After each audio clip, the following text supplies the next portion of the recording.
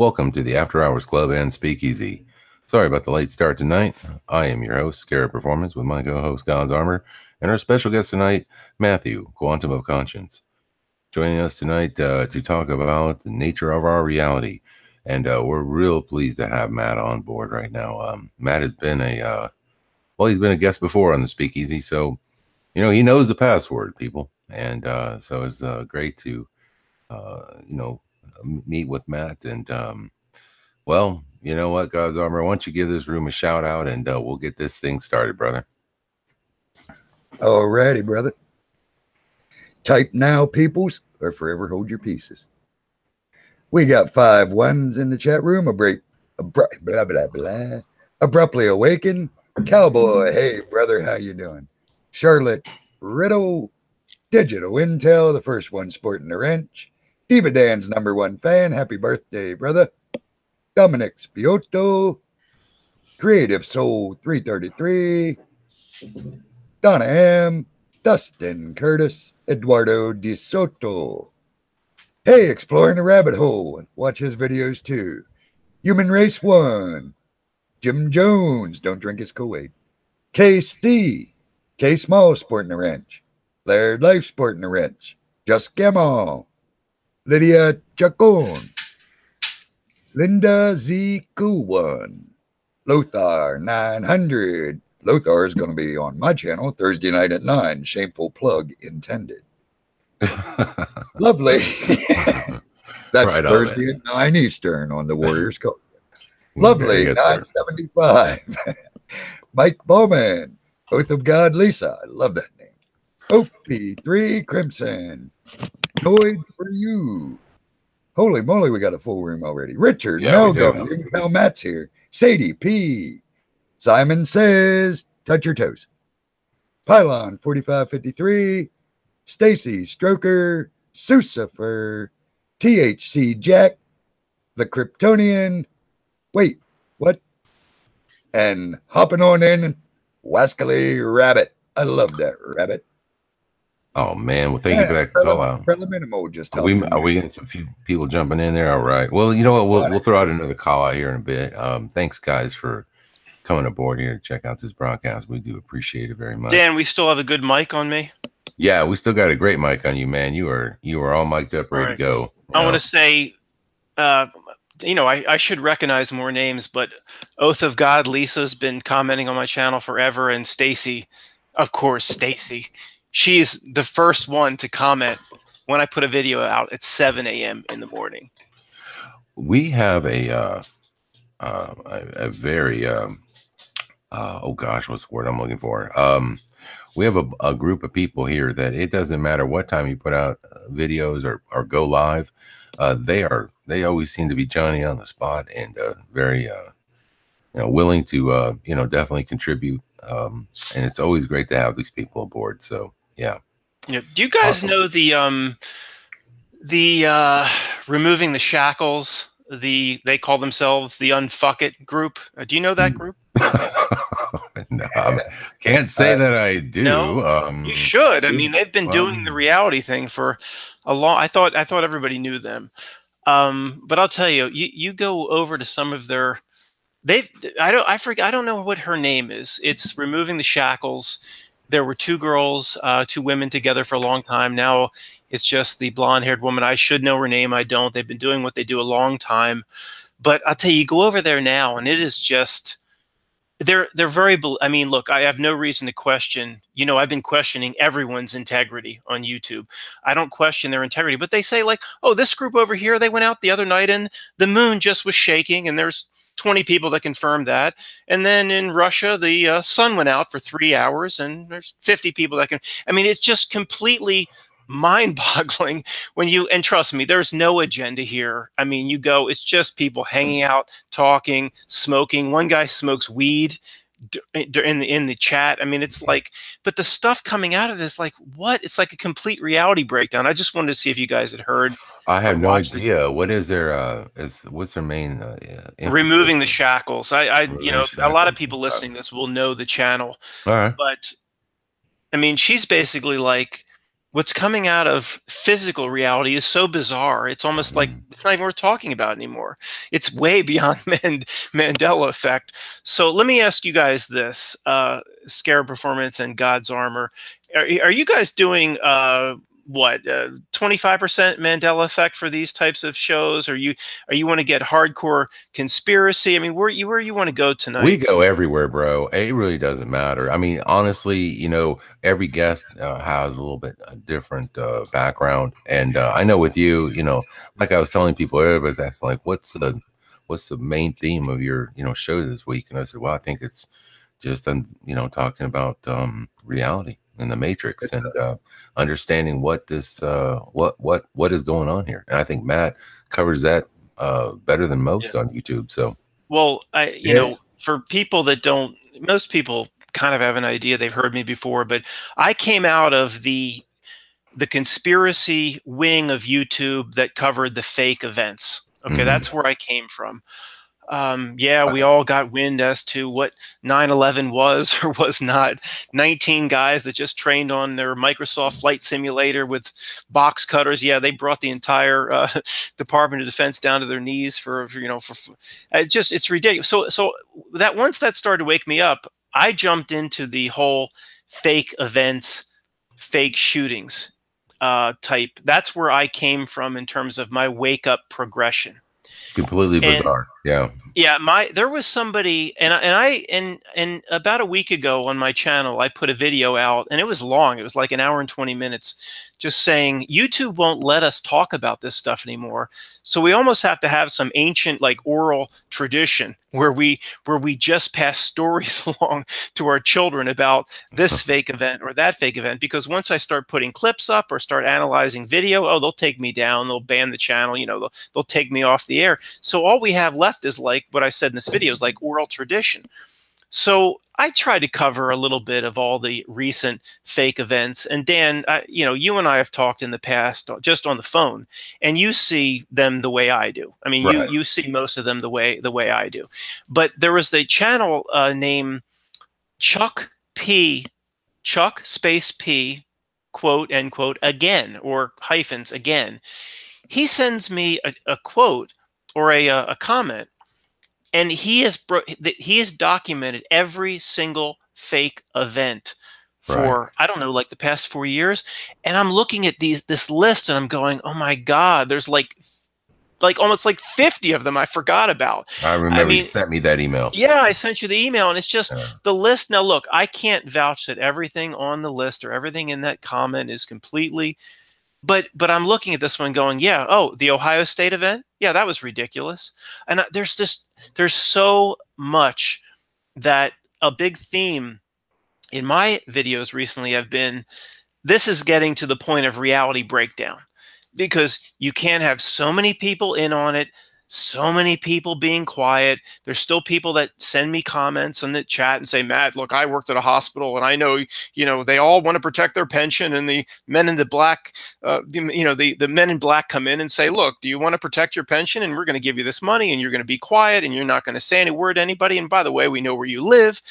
But what I'm saying to these people is, I just don't buy it anymore. The old mantra of carrot and the stick. We're gonna pay you for going along with the fake event, and by the way, we know where you live if you don't go along with the fake event. It just doesn't fly with me anymore, because there's been too many of these damn things. It's like a reality breakdown. No, I get it, man. And this is where I really have a hard time wrapping my head around the idea that so many people, okay, and I agree with you. It looks absolutely ridiculous. It does not match up. Things are totally bizarre. And then you look at, like, well, where are all the regular people that have to be involved somewhere? Like, that's the thing I can't figure out, is why aren't there more people just talking? Like, this was bullcrap. Like, if you go back to the Vegas, you know, the Mandela Bay shooting, and don't even say it back to back, because the Google bot won't let you upload this later. Just I on my videos, I'll say, like, the event that happened in the gambling town, so the Google bot doesn't latch on to me. Right. No, and let's talk about those bots because you know, I presented a video about a year ago that you had made about 9/11, and it was a great video about the dustification. And I'll tell you, Matt, ever since I uploaded that video, it got to the point where everything I put out from YouTube, and remember, they blocked that video. It was your video, and I put it on my channel, gave you full credit, but I had uploaded at the time because you didn't really have a channel. I didn't have a channel. No. So I uploaded it, and then Google comes back and says, sorry, but this video is banned in every country except the United States. And then they came back and put an age restriction on it. And I'm like, an age restriction? It was showing cartoons. It was showing, like, where do you guys get off putting age restrictions? Like, it was the weirdest thing. So, you know, just saying, like, I know what they do. And also, after I did that video, every video I put out after that, I have to have click, yes, I need you guys to please review my stuff and let me know if it's proper for monetization. Well, I put a video out 4 or 5 days ago. I called it like forgotten footage, or I forget what it was, but it was footage most people, even in this community, have not seen, about two guys that just after both towers were struck, they ran into the promenade of World Trade Center 1 and 2, North and South Tower. And it was a complete ghost town. The music pumping out into the promenade is Billy Joel's I Love You Just the Way You Are, and then the Bee Gees. It was the Mandela Effect song for the Bee Gees. But there's nobody around, but they catch a jumper, like throwing himself out the window. Now, the bot is so sophisticated. Within 30 minutes, people were telling me that they had to say they were 18 or older in order to view that video.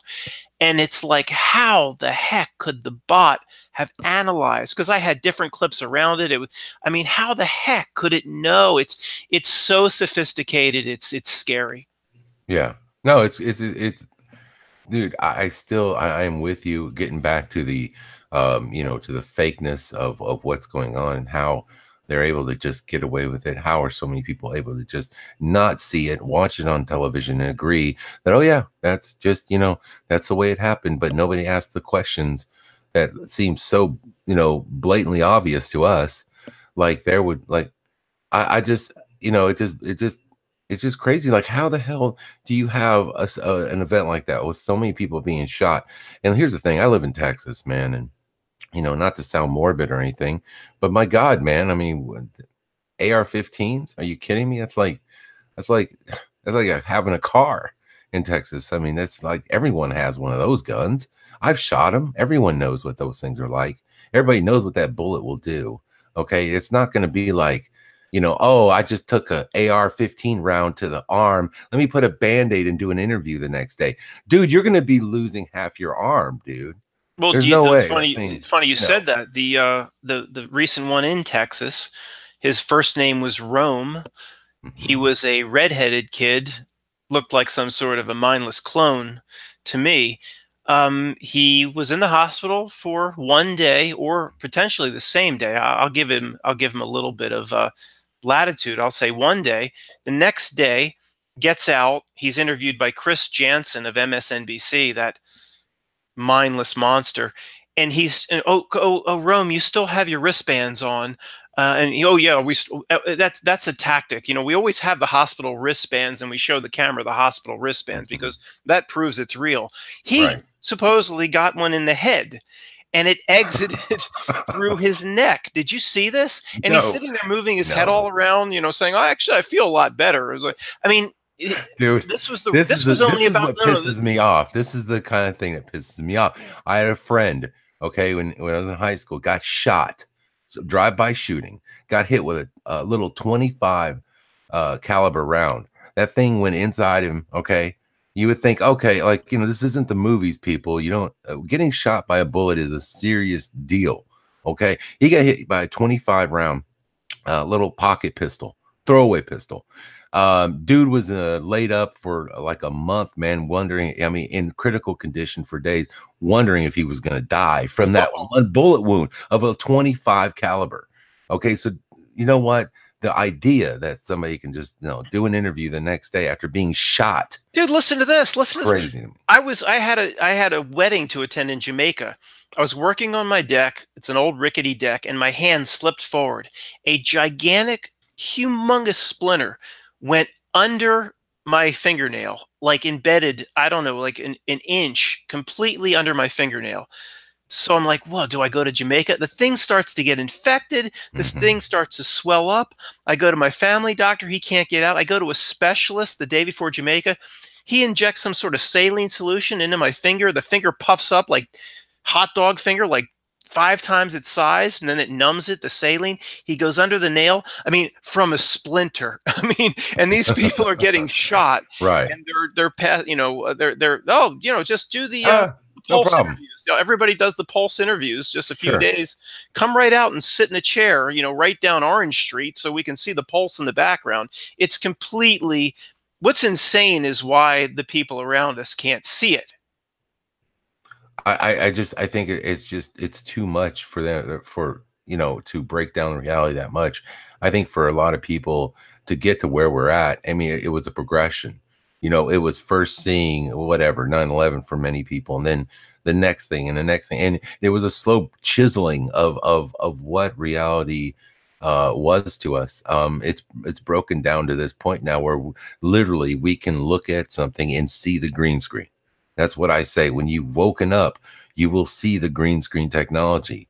Like now it's like, I don't watch news. So now when I watch the news and they say, oh, we're on location here and there, it's so blatantly obvious. It's green screen to me. Everyone else is buying the image and they're buying the story as it's real, as if it's happening on location, and it's not. And I asked, and it's the weirdest thing. And I think I told this story because, you know, that's the only way I can kind of describe being around people who just don't see, you know, and they didn't even realize it. They had a fan on a lady. She's like, I'm at the beach, and it's really, you know, I'm like, and I'm looking at her and I'm like, she's on set. I'm laughing like, this is ridiculous. She's not at a beach. Guys, that's not even, that's a green screen. Can't you see it? And I could, but they, you know, it wasn't until I said something, they started going, oh, wow. Yeah, you're right. It is. Yeah, I can see the green screen now. Oh, weird. And I'm like, and that just, you know, for me, solidified it. Like, that's why everything on the news is so fake. They just create the sets. It's all created, computer, you know, generated. That relates to some of the big issues we should talk about. I mean, I don't know if you caught, I think my last video was about Wheel of Fortune. I don't know if you saw it. No, I have not. Okay. I seen your two 911 ones, and they were definitely creepy. Yeah, I mean, 36, approaching 36 years, Wheel of Fortune. Approaching 36 years. Yeah. And you get into, you know, I floated things like, look, I don't have any occult background here. I don't know exactly what's going on, but something is going on. You know, what happens when it is truly 36 years, 3 times 6, you know, 666. So, you know, it's just like everything, everywhere you look anymore is a reality breakdown. And what I wanted to talk to you guys about is, it almost seems like we're in some sort of time loop or stalled century. What has happened in this century? Nothing is, it's like they just keep extending the same script over and over again. It's like 9/11 went down in 2001. 2001 is the official start of the new century, not 2000, 2001. And it's like, there's no cure for disease. It's the same script. There's no revolutionary new technology. It's almost like, are we in some sort of weird, then you have the Mandela effect that hits, some weird time loop. In other words, this all of a sudden I wake up. You're saying it. No, it's 2018, and I'm going, we're a quarter way through the century, and it's a stalled century. Nothing is happening. Nothing's going on. It's the same tired old mantras. It's Russians hacked the election.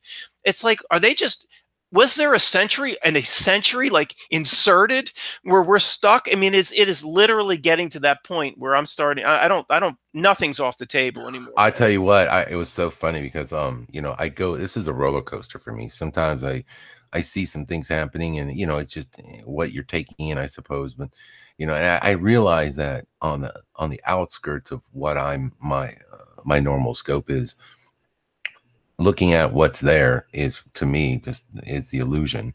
And I'm over here like trying to sift through little bits and pieces, trying to figure out what the truth really is. Very similar to what you're doing. Although I do focus on the Mandela effect only because it's so profound to me, seeing all the changes and everything. But the other day I was kind of in a dark side, and I just, something clicked in me. And I know I'm going to throw this out there, and this isn't going to be a really popular opinion. It's just a thought I had, like, I'm thinking about myself. It's in a personal aspect where I'm like, I wasn't like the best person, prior to Mandela effect. I mean, I've done things to better myself and be a better person, because I feel like, that is something important that everyone should be striving for, especially right now with all the bullshit, excuse my French, but all the BS that we're seeing in our world today. It's, I try not to lie as much. I try to be a more honorable person. And I started thinking, like, damn, am I in purgatory? I don't even know if I believe in purgatory, but like, it almost feel like I like this, whatever I'm in and whatever I'm experiencing seems like it is a false or fake reality that is definitely not as Okay. real as my last one. Let's just put it. Okay. All right. I watched last night for the first time. I watched The Truman Show. Okay. Now, I had seen every clip for years and years. I knew every bit of what the movie would be about. I knew the ending, but I had never watched it straight through. And it actually, everybody listening to this knows the movie, whether they've seen it or not. They know every aspect of what it's about. But I'll tell you what, it's worth watching if you haven't seen it. Because it absolutely resonated with me. Last night I watched it and I went, you know what? Like, literally my best definition of reality is this is some sort of Truman Show.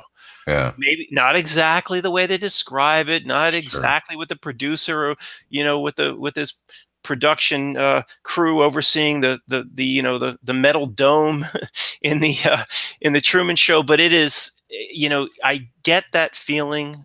And when I watched it last night, I was like, you know what?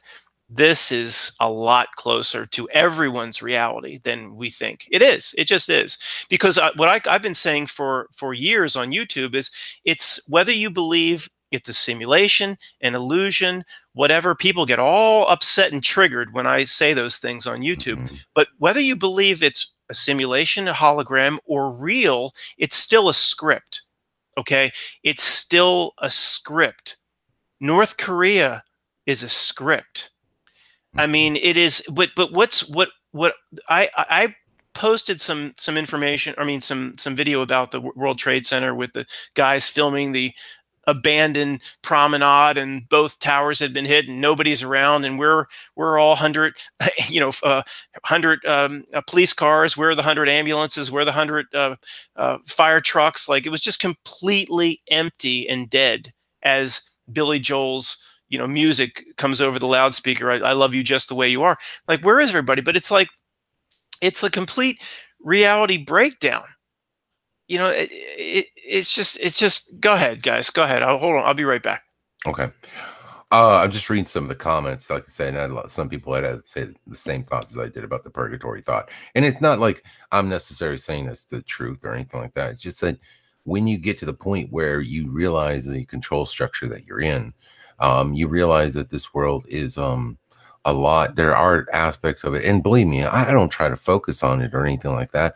I'm trying to look for the positive aspects. I really believe by this time, I guess at this point in the game, I don't know what I expected to happen, but when I started seeing the changes, I kind of expected there to be a huge like I don't know, whatever you want to call it, like an unveiling, like where it's like, aha, so, dude, you've been playing this crazy game, like it's a crazy game of Big Brother. I'm back. Sorry, guys. I'm back. Yeah. No, Dan. Yeah, man. Dan, we talked privately a few weeks ago about what John Lamb Lash is saying about the Mandela effect, and how it's mother Earth, Mother Gaia, trying to send us a message. Yeah. And the more I've thought about that, I'm not trying to bring John Land Lash into this conversation, but the more I've thought about that, I'm going, why is it, if somebody's trying to send us a message, why does it have to be so cryptic? What, just at this point in the game, message. just effing tell me, man. I'm ready. Because you know what? There's no more that I could like right now. I was thinking about it, like, hey man, if whatever, okay, if I was just thinking of this concept, like conceptually speaking, like if I was to be, greeted by some sort of angelic being to tell me, like, oh, by the way, this is just the way it is. I mean, I would think maybe prior to Mandela, I'd probably freak out, ball up in the corner, call the police, like, oh my God, what just happened to me? Like right now, if something that on that scale happened to me, I would be like, sweet. Thanks for the information, dude. I appreciate it. Like I would not even blink, bat an eye. It wouldn't bother me to know. Like at this point, what I'm trying to say is, as far as truth goes, there's nothing you could show me or do to me or have revealed to me that would make me lose it. If I haven't lost it by now, after seeing what I've seen and witnessing what I've witnessed. I'm just telling you. So you're right. If there's something, why don't they just tell you? Because at this point in the game, I seriously, I have some, if God's up there listening, brother, I got some questions. I really do. I have some serious questions about what is going on here. But related back to the Truman Show, and what I was mentioning is at the end of the video where I had presented that, footage that not many people have seen about the promenade of World Trade Center 1 and 2. At the end, it just kind of hit me based on actually a few commenters, but especially a commenter named Kimberly. And I said, this has got to be, it's some sort of reality construct where if you look at every single aspect of reality and every single place you look, it starts to break down. Then I think that the only takeaway from that is you have to, like at the end of War Games, the best move is not to play the game. Just stop playing the game and to look. The meaning of life is look inside of us to grow from the inside, because it's like it's Snow White and the Witch. Everywhere we turn is the witch offering the apple. You know what I think, Matt? I've been thinking like what the freaking thing is. It like obviously it can't be the material world, because the material world doesn't matter anymore to me. It just doesn't. I don't care.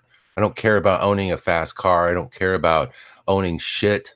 I don't care about owning material possessions. It doesn't, whatever.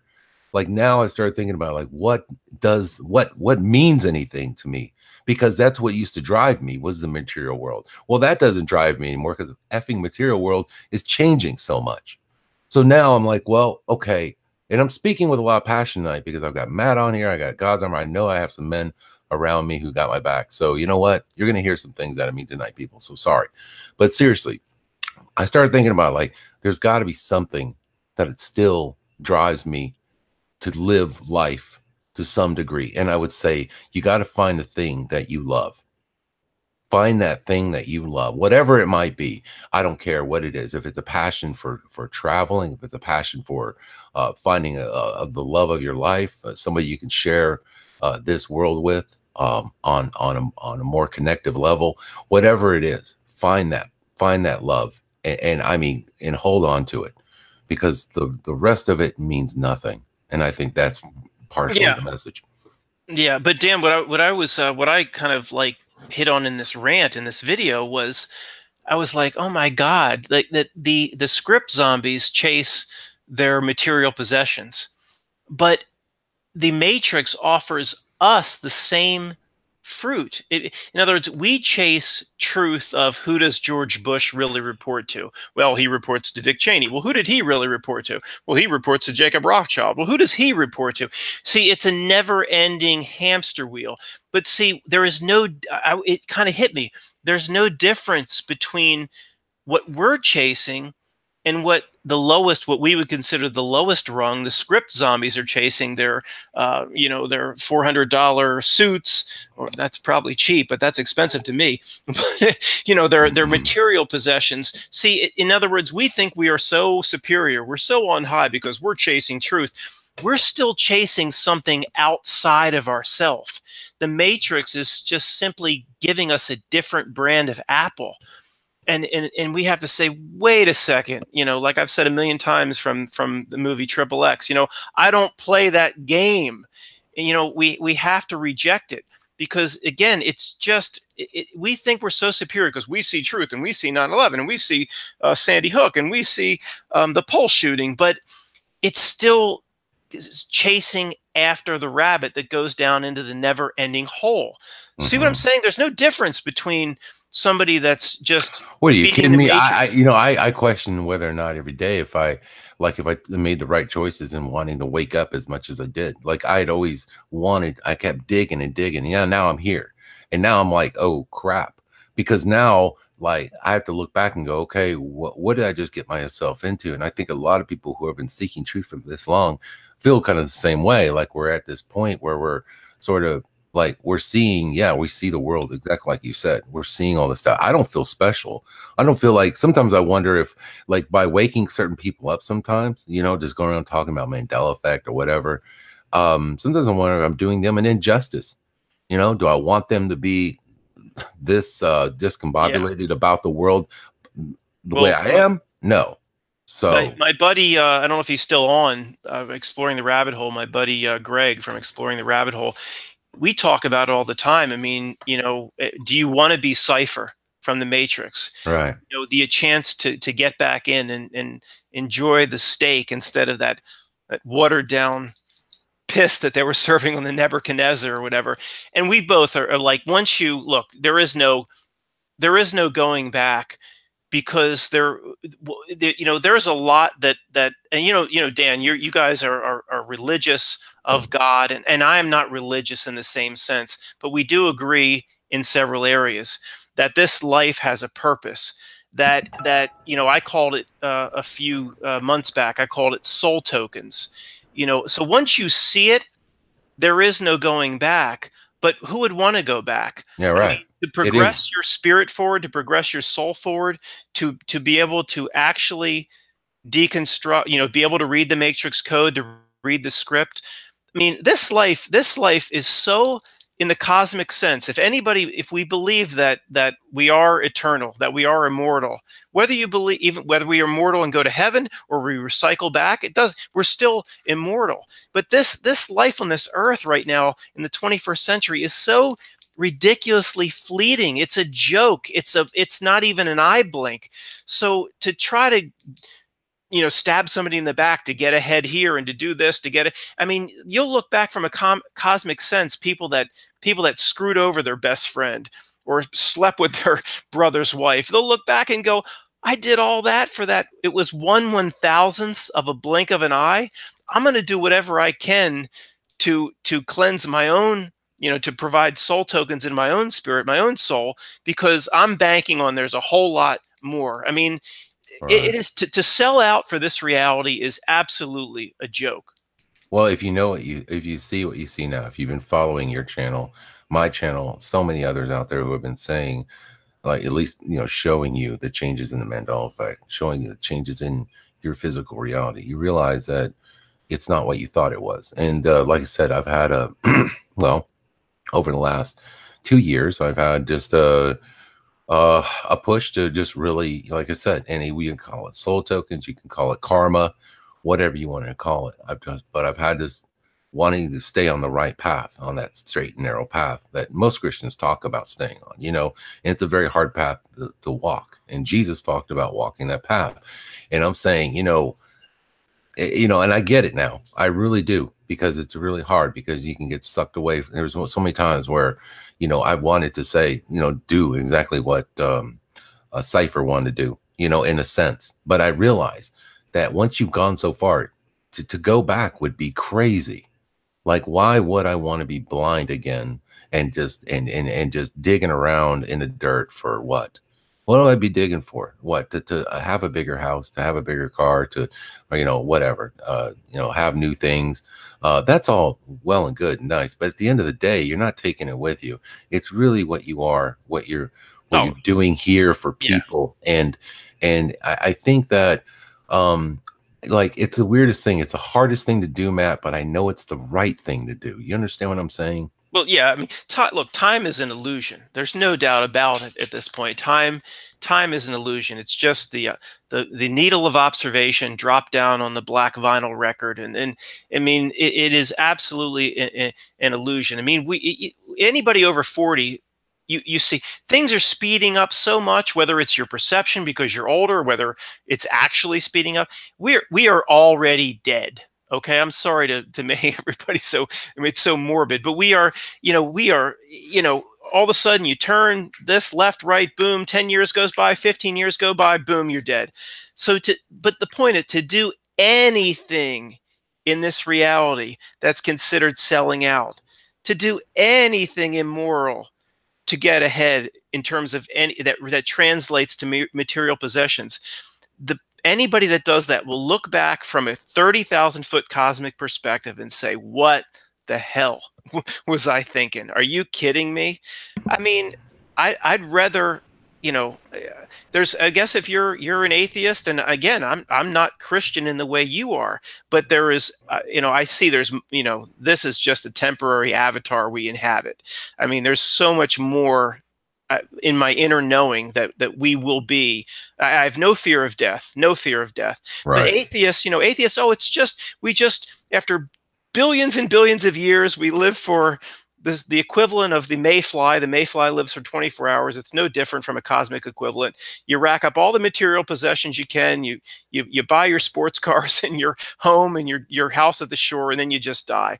I mean, anybody that looks inside them for a second says atheism is just completely cerebral sloth. Mm-hmm. Well, let me ask you this. So you're right. I mean, so you have to ask yourself the question, like, I thought about this. Like, I once met a guy who owned a 30-foot yacht. And, this is the most amazing boat I've ever seen in California. And I saw this thing and I thought, oh my God, look at this boat. It's got everything, Guy actually had money, whatever he did. And he got to, cruise around the world in his yacht and everything. And I'm thinking, wow, he's living the life. He's living the dream. But then at the end of the day, you have to ask yourself, would you trade your life for what he's got? Would you trade what you know and what you've learned throughout this lifetime for something somebody else has, a physical possession? And my answer is no. No way, man. No way. No way. Absolutely. Again, because I see how split second this life is. It's just ridiculous. It's just absolutely ridiculous. Tonight, I lost, people from my channel know I lost my cat about 5 or 6 months ago, Belle. I walked into I called the rescue, and I walked into the rescue tonight and I said, give me the cat that's the hardest, that you'll never have any chance anybody will ever take. And they gave it to me, and it's downstairs right now. It's like, man, see? No, look, that's a little tiny thing I can do. It's a little tiny thing I can do, and I haven't done much of that sort of thing in my life. You know my history, Dan. I mean, I used to work for a big insurance company, and after for 8 years after 9/11, my cousin. I mean, I just was completely a child of the Matrix. Completely a child of the Matrix. My buddy Greg, from Exploring the Rabbit Hole, he's like, well, I've always been skeptical from when I was in high school. I used to question the teachers the moment the towers came down. I said, well, he said, how does 2 planes do that to 3 buildings? But for me, like, my perspective is completely different. I was a child of the Matrix. My cousin came in one day. We lived in San Francisco, penthouse, top, beautiful views of the bay, beautiful views of the city. I managed 10 states, blah, blah, blah, completely in the Matrix. He says, well, Matt, the reason the towers just imploded is I read something. He says, it created the force of Hiroshima. It created the force of Nagasaki. And I accepted. I went, oh, okay. Well, that makes sense. There was such force. It was like a nuclear explosion. And that just, then that just sealed the whole thing for me. And I didn't question it for 7 or 8 years after that. Mm-hmm. Like, I was like completely, it was actually 9/11. I mean, there was a few videos that were put out that 9/11 is the wake up for most people, I would say. Right. No, it was. And it's great that you're, taking care of the animals, man. And you know what? That's something else that's going on right now. And I am an animal lover myself, and I have multiple cats that adopted me. I don't know where these cats came from, but I sort of took them in. The old saying: once you feed a cat, you own the cat. So couldn't let them go without food, so I fed them, and they become my cats. Unfortunately, these poor cats, they're suffering from something like it's like feline AIDS, which I didn't even know that existed. Yeah, the F5E. Yeah, and poor thing. And so we're always putting ointment on them, and rubbing cortisone on them to kind of help their sores heal. And the poor little thing, you just try to take care of them. I mean, they came to me that way. It's so nobody wanted them. So I understand, caring for, something like that, and trying to show it love in this world. And that's very important. People that can see what we can see, whether it doesn't have to be Mandela effect, fake shootings, just the complete script. I went out to the Washington Post just for fun, quote fun, before, because I haven't watched news for 6 months. I said I should be a little bit up on what's going on in case Dan asked me a question or whatever. It's the same stupid mantra about Russians hacked the election. It's almost like they're out of ideas. They don't know what to do, so they just recycle the same stuff. But the point I was going to say is the people that can see it, we all have, like, there's like an empathy we have, or like a caring we develop, or there's not too many people that see the script running in this world that just, will take, the bird lays its eggs on your wreath and you just take the eggs and smush them against the wall. Like, you see what I'm saying? It's almost like we have a level of empathy that the script zombies are more callous, I guess I would say. Is that correct? I think so. I think so. I don't know. I've tried to look for like common links to, people who are at this point in their spiritual, what I call it is spiritual development. The Mandela effect is a spiritual development that has come through our walk through this life, and it's led us here at this particular time. And I believe that so many of us share some commonalities. But one thing I've learned is that it's something in our hearts, and I guess maybe we learned it over time by experiencing this world. And this is what we're here now. And what that means right now, I think it's really important that, like you said, like you do the karmic things that are on the positive side. And you call them soul tokens. You call it, you can call it whatever you want to call it. But it's important to do the right thing right now. And that's why I kept telling people, I've said this in the broadcast, guys, if you've had little issues in life with, to me, like, I don't know, it could be anything, could be any kind of crutch or whatever. Look, I'm not going to begrudge anybody who smokes a little bit or drinks a little bit or whatever to just kind of get through the everyday grind. But if you've got a problem with being habitual about something, get your mind right. Don't let that stuff control your mind right now. It's so important that you focus and have a clear mind, a clear head, so that you can continue walking down this path. I think walking down this straight path is so important, and don't get off of it. Yeah, I really do. God's Armor, you can chime in anytime, brother, if you got anything that you'd like to share. Hey, I'm just kicked back in the corner, relaxing. I know, man. I know. Matt's on. It's always. Hey, Dan, I wanted to ask you. We were on a Kerry Cassidy Project Camelot. Yes, we were a long time ago about Mandela effect. 2 years ago, almost. Yeah, I mean, what do you now that you've? I mean, I don't watch. I tune into Project Camelot every so often, not too often. Yeah. But what is your take on? I mean, I don't know. It's the one area where I just can't get my hands around it. Meaning, on one side we have the ridiculous show of Elon Musk and his SpaceX and his his Tesla car on his way into a billion-year orbit around Mars. I mean, and the other side, you watch Kerry Cassidy, and it's just secret space program and teleporting to Mars. And I mean, what do you is that?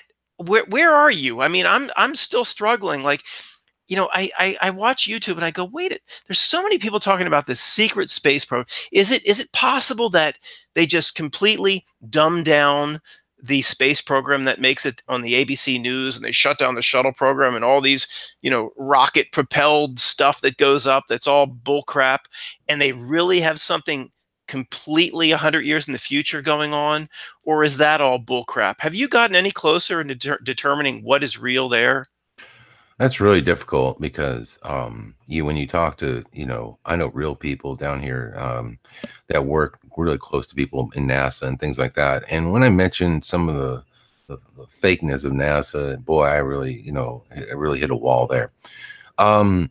Looking at that, man, it's one of those things where I see it as a bunch of propaganda. I see it as fake. They're obviously doing something, they're just from the rocket launches to the kind of the stuff that they're pulling out in front of people to sort of, and I don't even know if they're using as a fear tactic, but remember the one that launched back in around Christmas time over there near LA, and people were freaking out, and to me that was hard to believe that was a rocket going to space like that. Just to me, it looked like it was just. But I mean, even Catherine, somebody that most people will look at and respect, the Catherine Austin Fitz, her name might be, the assistant secretary of HUD or whatever she was. She will get on with Greg Hunter. I don't trust Greg Hunter, but it's neither here nor there.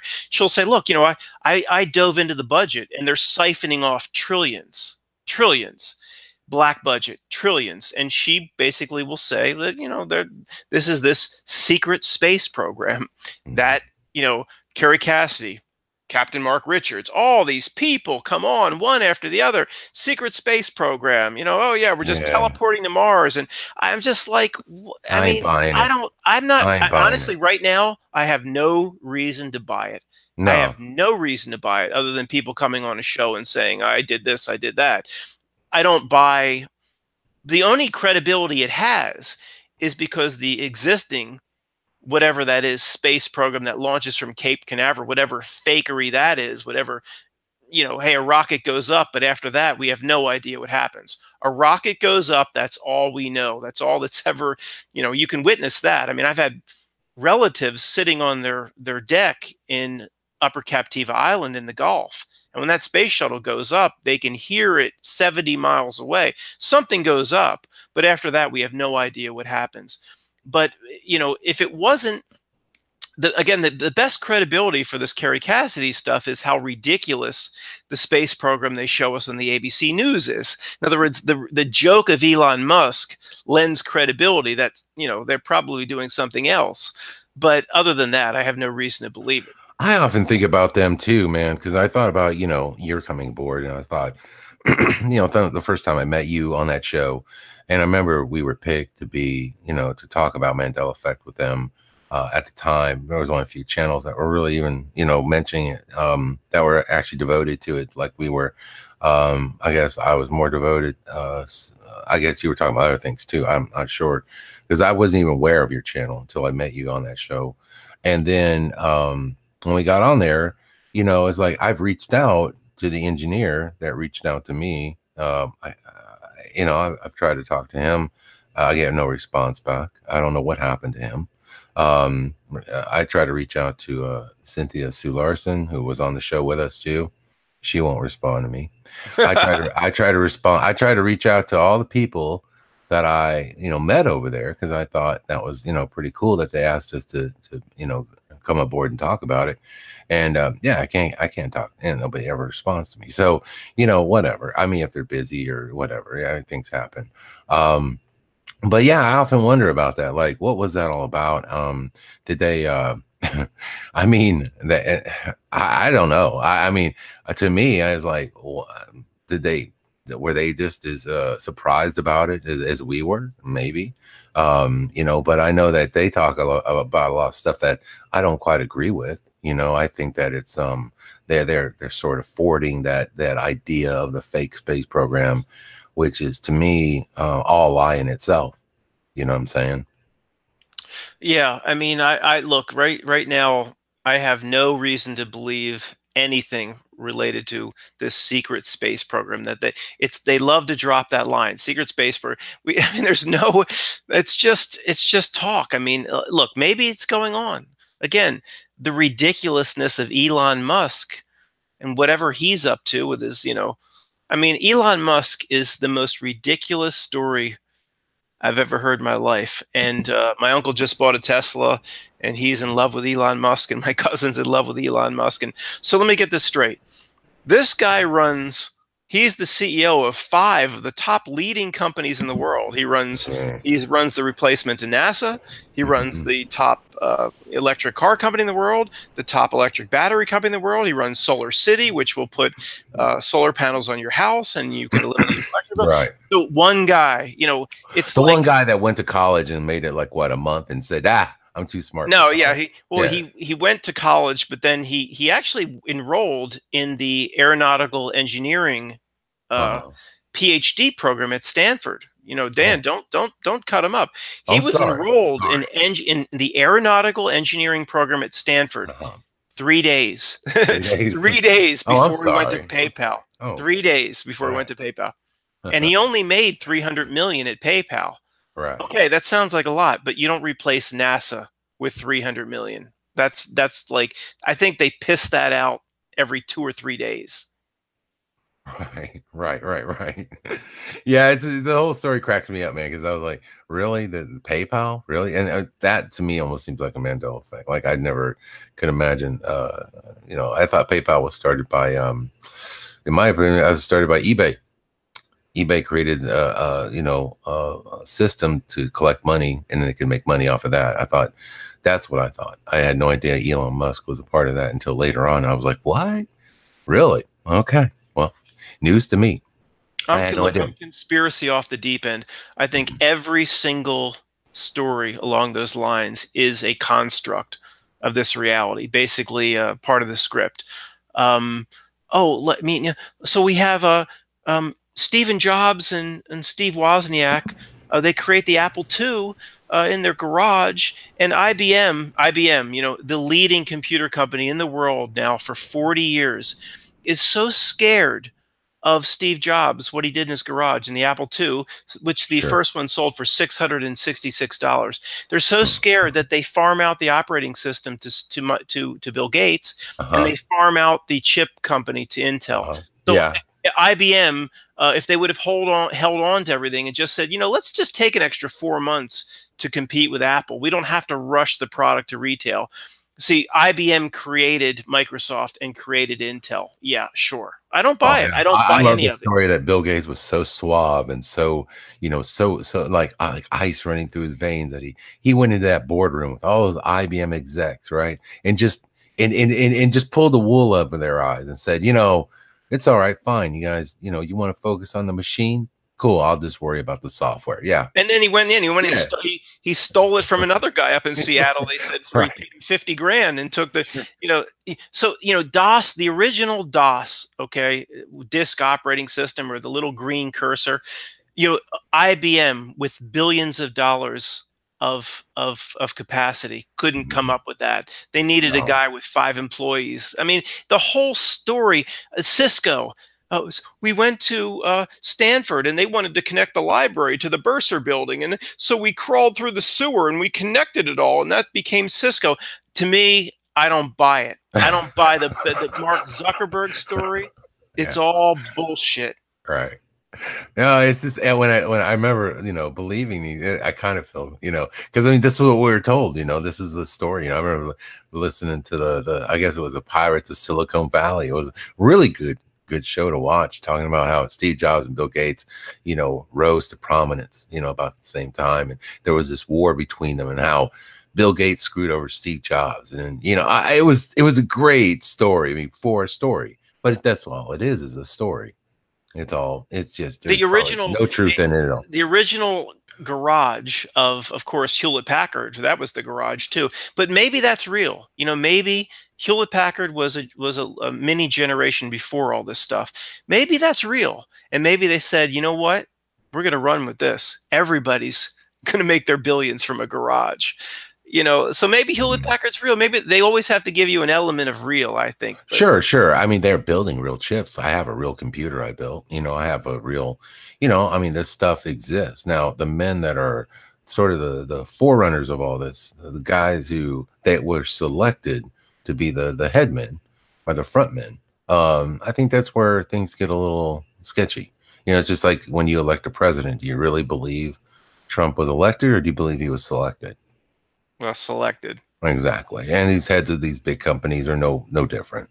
But in terms of like a reality breakdown, in terms of reality breakdown, like, you know what, in 1988 or 1995, the whole Steve Jobs story, all of it made sense. So these guys, they make it in the garage. Michael Dell, same thing. You know, he went to college for 7 days and then he dropped out. It all kind of made sense. But today, it's like comical. That wouldn't happen. They just steal it from you. They try to push the same story on us, but it's like the Zuckerberg story. I don't know. It's like they try to push the same script out, but today it's like so easy to see through. Right. In my opinion, like what probably would have happened realistically is, you show them your idea and then they just change it a little bit and circumvent the patent and run with it, make their own money. It's just, I remember years ago, I got a story to tell you. It's sort of a Mandela effect, and I'm not kidding about this. This is honest God truth. As a young engineer, I thought I was almost involved in an accident on the way to work. Okay, I was driving down the highway, and the car in front of me hit its brakes. Now we were all moving about 80 miles an hour, and when that car hit its brakes, and this is in the 90s, okay. And I almost ran in the back of it because even though it hit its brake lights, I couldn't tell how far or how quick he was braking. So I actually went to my friend, and this is in the 1990s, and I said to my friend, you know what we need is a special braking system so that it's like a 2-stage braking system. You know, the initial brake lights that come on, and then when you push harder, a secondary switch kicks in and it pulses the lights. So it's like a warning, like, hey, I'm really braking hard. Because, you know, sometimes it's hard to visually tell how fast someone's going to be braking. And, you know, that's how rear end accidents happen. And I thought, my friend was like, that's a really great idea. But you know what they're going to do? He goes, it's going to be like the guy with the intermittent wipers. He went over there. He showed him all that. He said he spent all this money suing him and fighting to get his patent, you know, showing, hey, I'm the one that invented this thing. And in the long run, the guy really just, it was a push. He never made money because the lawyers got it all. And he told me this horrible story. And I thought, oh, bummer. So now fast forward to Mandela effect. And I'm driving, I shit you not. I'm driving and I see a car do exactly what I invented. There's cars now that have that 2-stage braking system. Yeah, exactly. Probably like, you know, top of the line Audis and stuff like that. Yeah. Like some of the nicer cars. And I'm thinking, holy shit, Matt.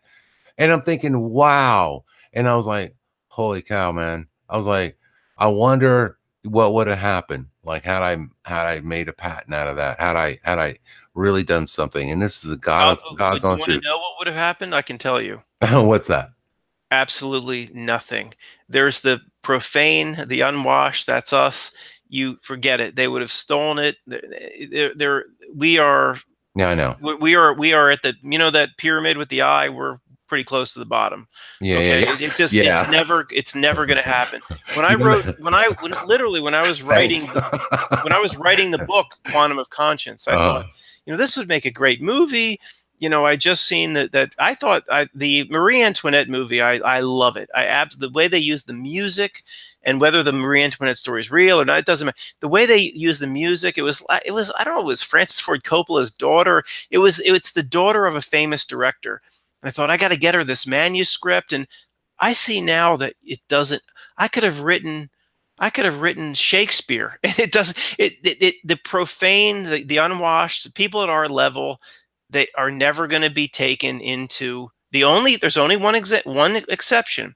It's sports figures. If you can throw a football like nobody else, or you can do a 360 dunk, That's something that they cannot do on their own. The controllers of this world, so they will, you know, King James Bible, King James, they will take you into their little club and try to, just like Shaq, initiate you into the Freemasons.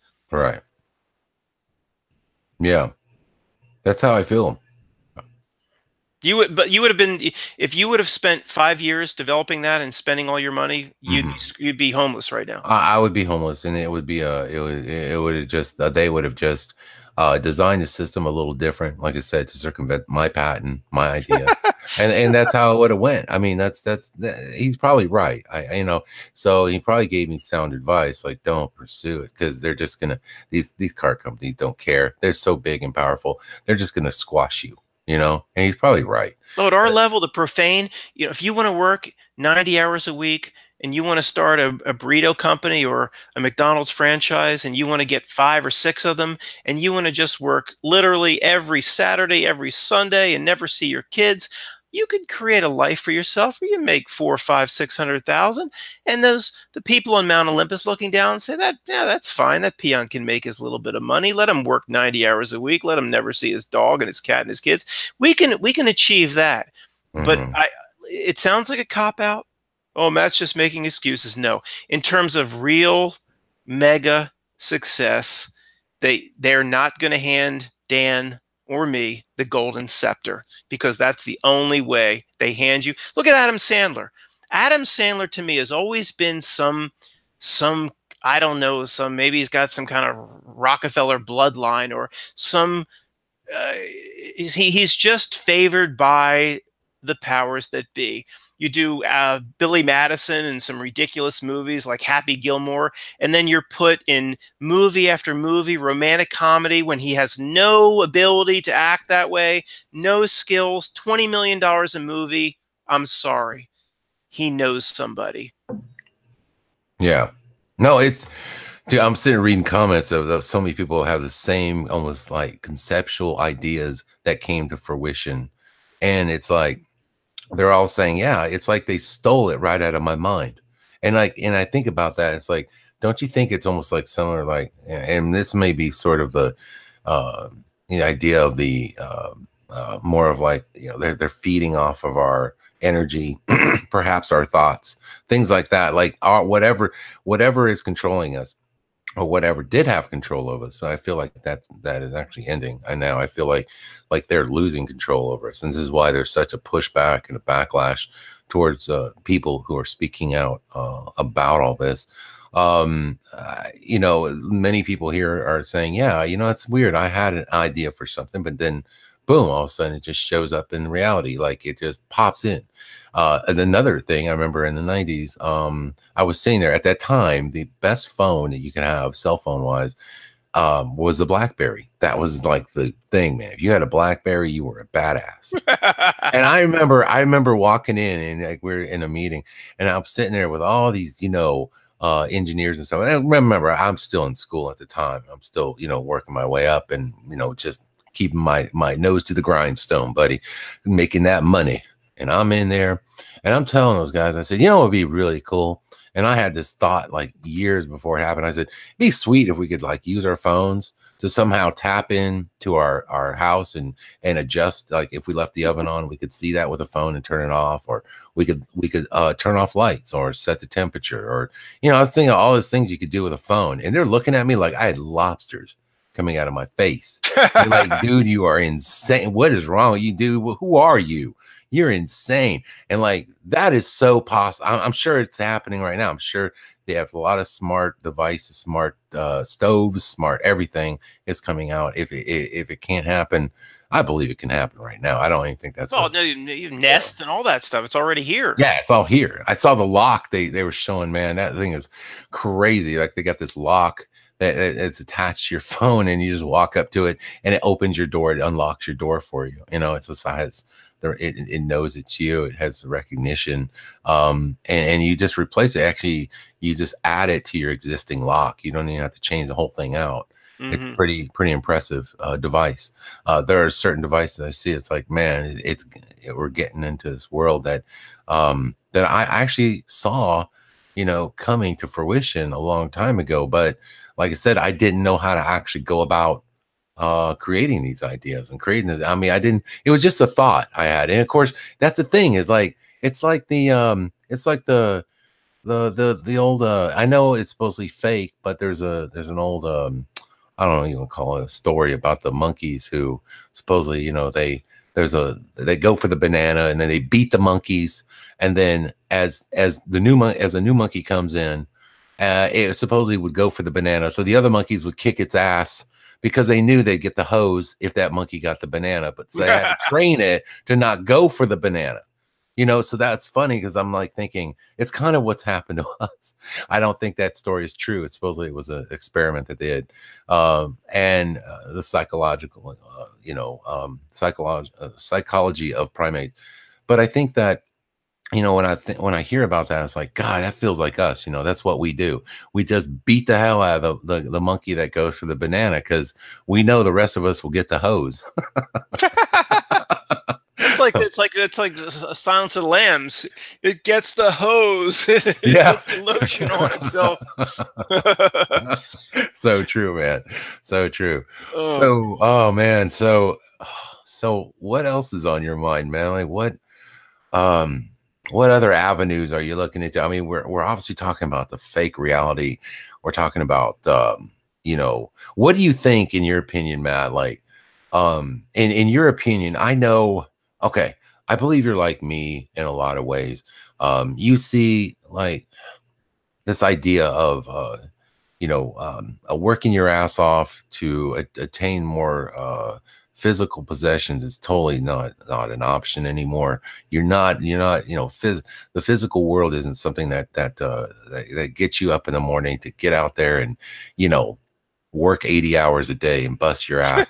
You know, that's not going to do it. So what do you feel like, you know, as Matt, the person you are, what drives you each day, in your opinion? Is it just the constant wanting to wake up humanity, in a sense of, you know, and show people your world, to say, this is the world that I see around me, and just make a dent somehow? Yeah, but I can't. You know, there's only so much we can do. I mean, I can't do what I've been doing much longer. I mean, just I don't. Do you know Sophia Smallstorm?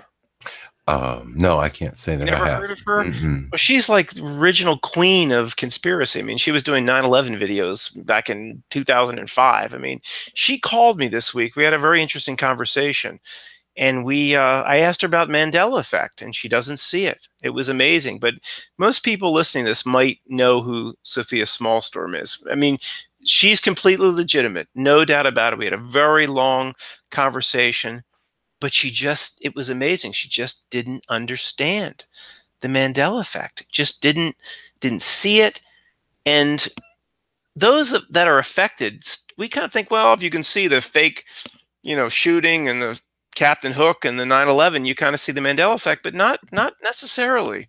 Not necessarily. They're you know, really two different things, because I know, you know, I knew she was legitimate, but I spoke to her for a long time, and I mean, trust me, she is one of the few that I can say is on our side completely. Dan, I got to hit the head. I've had like 3 Miller Lights. I'm going to be back in about 2 minutes. But if you want to get into, like, you know, one of the things I wanted to talk about, if we still have time, sure, is back in the old days. I don't know, like back in the old days during the fake events, something would happen, and we could go to YouTube, and there'd be like 150 videos saying this is bull crap, or this truck didn't really run anybody over. But it's now, you know, you can just talk about this, because I'm going to hit the head. But it's almost like now, I almost feel like 70% of where we go on YouTube is almost like corrupted. Like, I don't trust anybody anymore. I really don't. I mean, like Sophia Smallstorm, I trust her. I trust Greg at Exploring the Rabbit Hole. I trust a lot of my subscribers. But I mean, like, all these people pop up, like Jay Dreamers, and I mean, really smart people that are just talking about occult this and occult that. And I mean, I don't. I mean, I got to go, but I'll be back in 3 minutes. Are you like me? Like, literally, I don't I'd say 30% legitimate. We were down to only 30% legitimate. Totally. I'll be absolutely, back. Absolutely. Yeah. Yeah. Matt brings up a good point. And you know, there's a lot of channels that I see popping up now, and I personally can see through it. I'm not going to expose these channels or anything like that. I'm expecting you to have the insight and understanding of what these people are doing out there. They come in typically, and like I said, I'm not naming names, but if you kind of see them, you can kind of tell. Very well polished. Just you know, just keep your eyes open for these people. Also look at the subscription rate and what, you know, and how these people are just increasing numbers, and putting out no content. I mean, seriously, it's just ridiculous. Some of it is just mind blowing. And you know, as you see people, what I would call being made in our, you know, on the internet and on YouTube, and it's blatantly obvious that, you know, they look like slick salesmen, like they're trying to promote something that doesn't seem you know, like it's going to lead you down the right path. And my point is like, just be wary of what they speak about. Be wary of the company they keep. And that's all I can say about that. I just, like I said, I'm not here to bash anybody or throw anybody under the bus. It's not my deal, but I do know what Matt's saying. Yeah, I was just saying, Matt. Yeah, like basically, I said, you know, there's signs when you see new channels pop up that are just so polished and so, you know, and then within like a few months, they've got thousands of subscribers. You know, 6 to 10,000 subscribers. And, Did you mention our friend Richie? Oh, well, I had to get on there, and I'm the one that, you know, I did come out and stand up when they were attacking you after you brought up the question, like, how did this channel get totally nixed by YouTube and then get his channel back the next day? And you brought up the question that just doesn't seem legit. Like, nobody gets their channel back. Nobody. It just seemed really, you know, it just I don't look. It didn't seem right. I mean, we've looked at the subscriber. You know, you've been working your ass off. What do you look? I have 14,000. What do you have at this point? 20, a little over 20. Okay, this is completely legitimate. I mean, Dan's going. I mean, I guess after Texas Shrugged, which had about 20. How about 20? Then I guess, so this channel's been up about a year and a half. Yep. Okay, 14,000. Dan's been going really hardcore. 2.5 years. I was going to say 3. But okay, but there you go. That's exactly the box that YouTube puts us in. There's your absolute test for legitimacy. We're struggling to push 25, 30,000. So when you see channels go 50, 60, 70,000 inside of a month or two, it's not, let me just stress this, it's not possible unless you, maybe the channel's legitimate, but they're not saying the right thing. So YouTube says, well, let's promote these assholes because they're not pushing people. They're pushing people in the wrong direction. See, the channel might be legitimate. YouTube might promote it because they're not really pushing people towards truth. So I'm not saying everybody's in on it, but YouTube, once they see that you're really close to figuring this world out, they will put you in a box.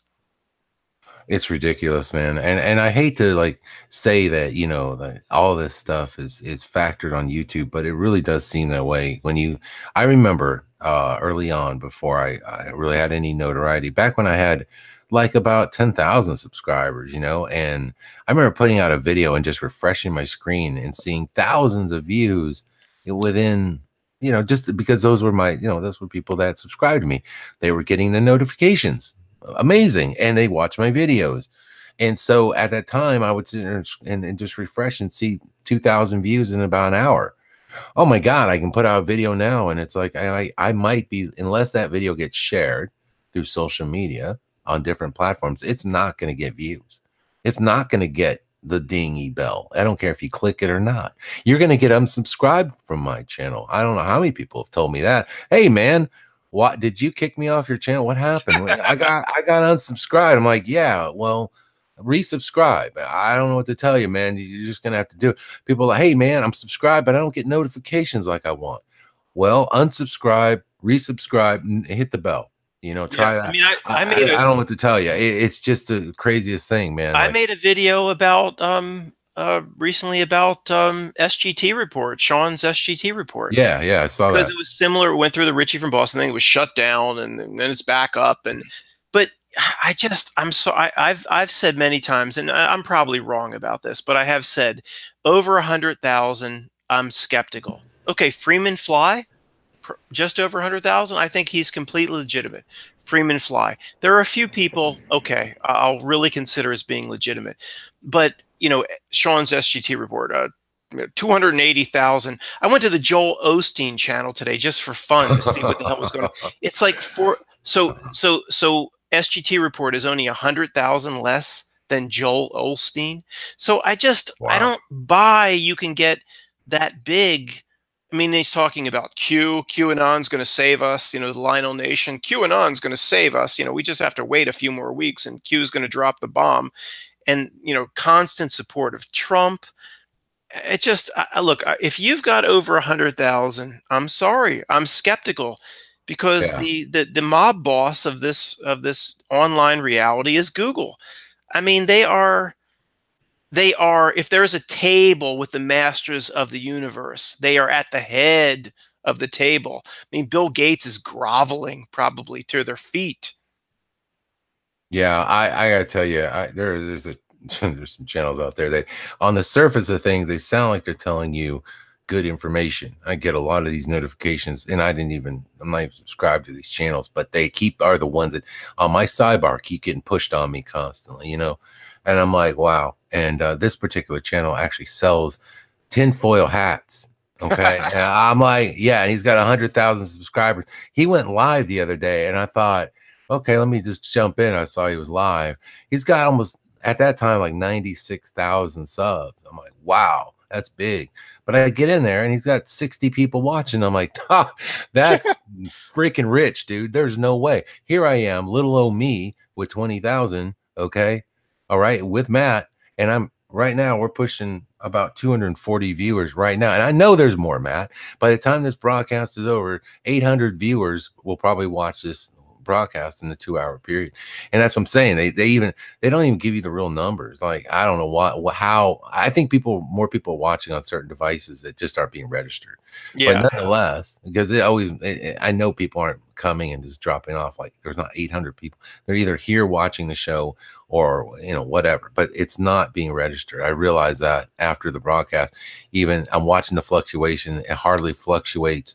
Then after the broadcast, if that was just the solid 240, say maybe it'd be 350 or something like that. That would be probably right about. I was never one of these channels to go after people. I just said, you know what, leave me alone. I'll leave you alone. Right. I made one video about Richie because it just didn't sit right with me. I'm sorry. You know, you don't intimidate the company. The company at the head of the table of the masters of the universe. You don't intimidate with your little Southie lawyer. I'm sorry. That's not possible. I'm not going to let them come into your channel and talk that much crap without saying, you know what? And you know what? I'm sorry, but I had to point something out. And all I said was, you guys make your own decision. Okay. Here's where you go. You go to Social Blade. Okay. Socialblade.com. You type in any YouTube channel and just look at the growth numbers. You can look at my channel. You can look at anybody's channel. You can just look and you can see like how growth really happens. Okay. In YouTube. And you can look at some of these channels and it's ridiculous. And looking at Richie, I was able to see a point in the graph where it showed him gaining 20,000 subscribers in 2 days. All right. That is impossible. Okay, that is an impossibility. You could come up with, you could actually have Paris Hilton sex tape part 2, and it wouldn't get that. You wouldn't get 20,000. No, you get a lot of views. You get a lot of views, but people wouldn't necessarily subscribe. That's the thing is people think views mean subscribers. That's not true either.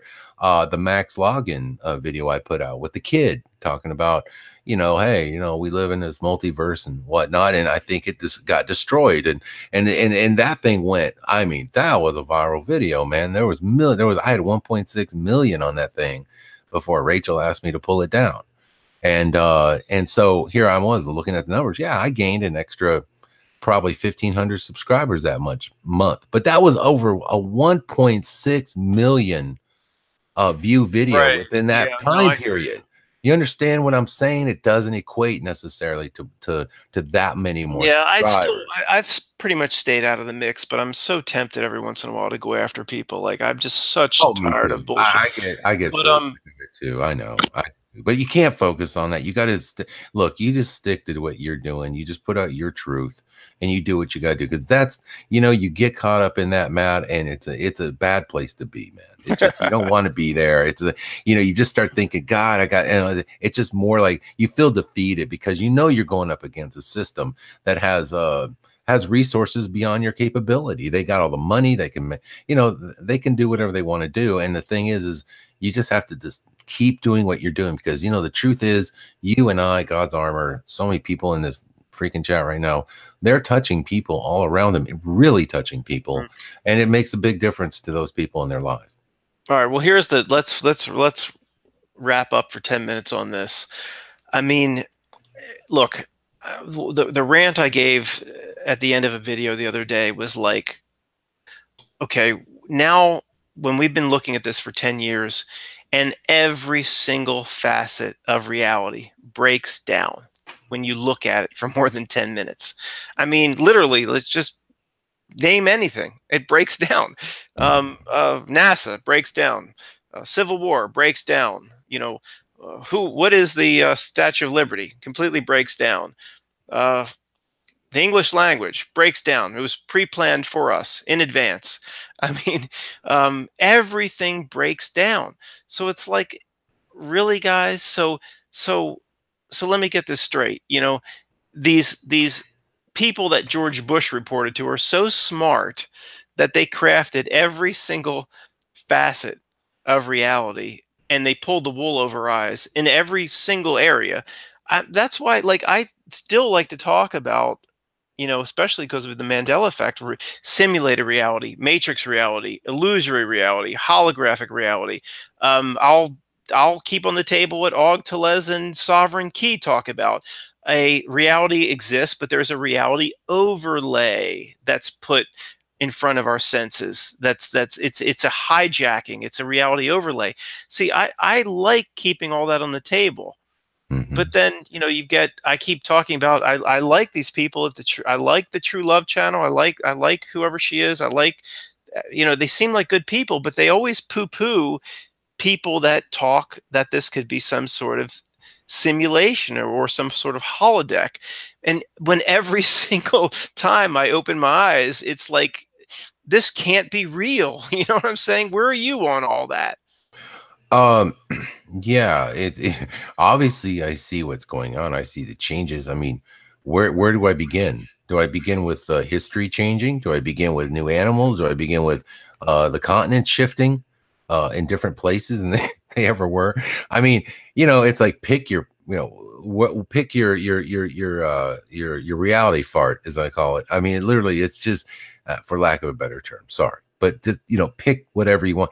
There are so many things, and it's so multifaceted. It's like, what in the hell is changing all this? It's almost telling you, well, heck, the Bible even says that it was a womb, and now it says matrix in the Bible. That's kind of an interesting. But you can't take the illusory reality theory off the table. I mean, no, I'm not taking it off the table, because that, in a lot of ways, that. You know, all I'm saying, and I go back and forth, man. I argue this point with people. I mean, people around me that are listening right now, they know. And I say, for lack of a better term, because honestly, you know, to describe what I'm experiencing, it almost feels like, you know, like, you know, people can make the claim like, well, is it a multiverse? Is it just another reality, a layering on top? You know what? It's hard to even buy that when, you know, I get the theory, I get the principle, the quantum theory and all that. But remember, these are who is this being pushed by? Who? Michio Kaku and Neil, I Smoke of the Grass Tyson. These two men, really? Yeah, but I've talked about that before, because I'll make a video and I'll say, you know, I'm keeping on the table that this is some sort of Sims video game, some sort of, you know, simulation, illusion, whatever. And people will say, well, you know, Neil deGrasse Tyson, you know, in that famous conference, saying that guys found computer code at the very depths of our reality, found computer code in that Japanese shill, whatever that a-hole's name is.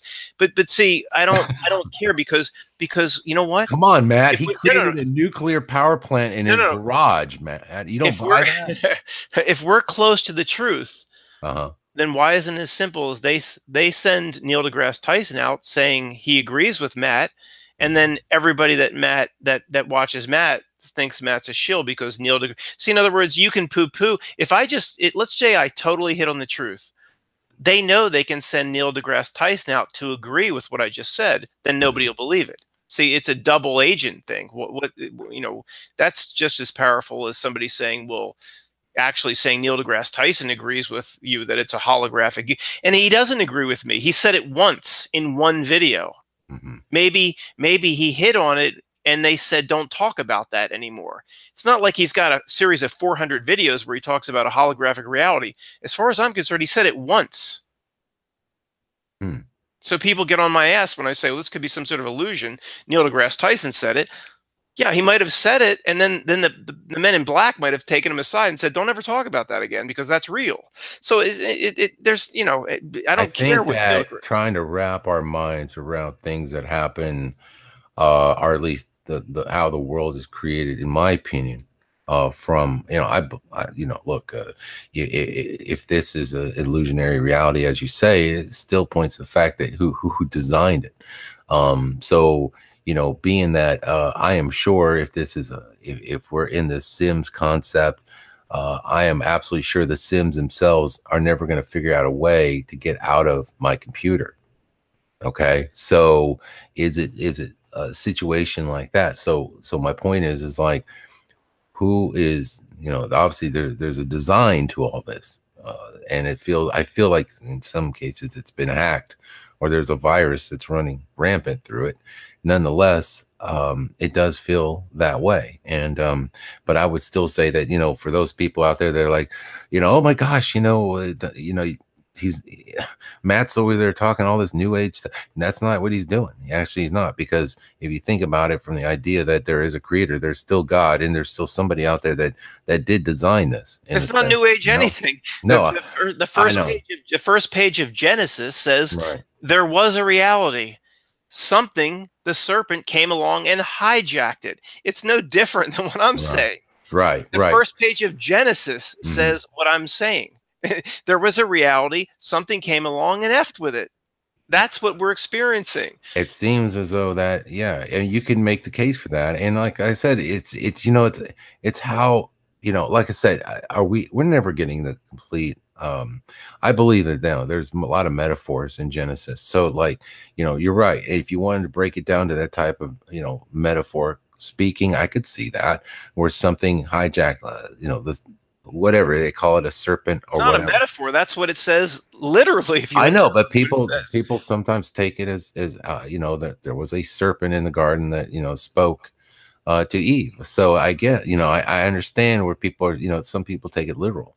And all I'm saying is, like, I think that it's more metaphor to what we're experiencing right now. And I do believe that, you know, look, what type of, is this some sort of, like, is it a merge, like some sort of, if it's all an illusionary reality, man, it's one hell of an illusion. I mean, when you consider everything that we experience, with pain, with love, with all the emotions one person has, it's hard to separate yourself and see the idea of this matrix system, because you are so, you know, you have your own, you know, personal aspect to it, and it's hard to see outside the box and see the whole thing for what it is.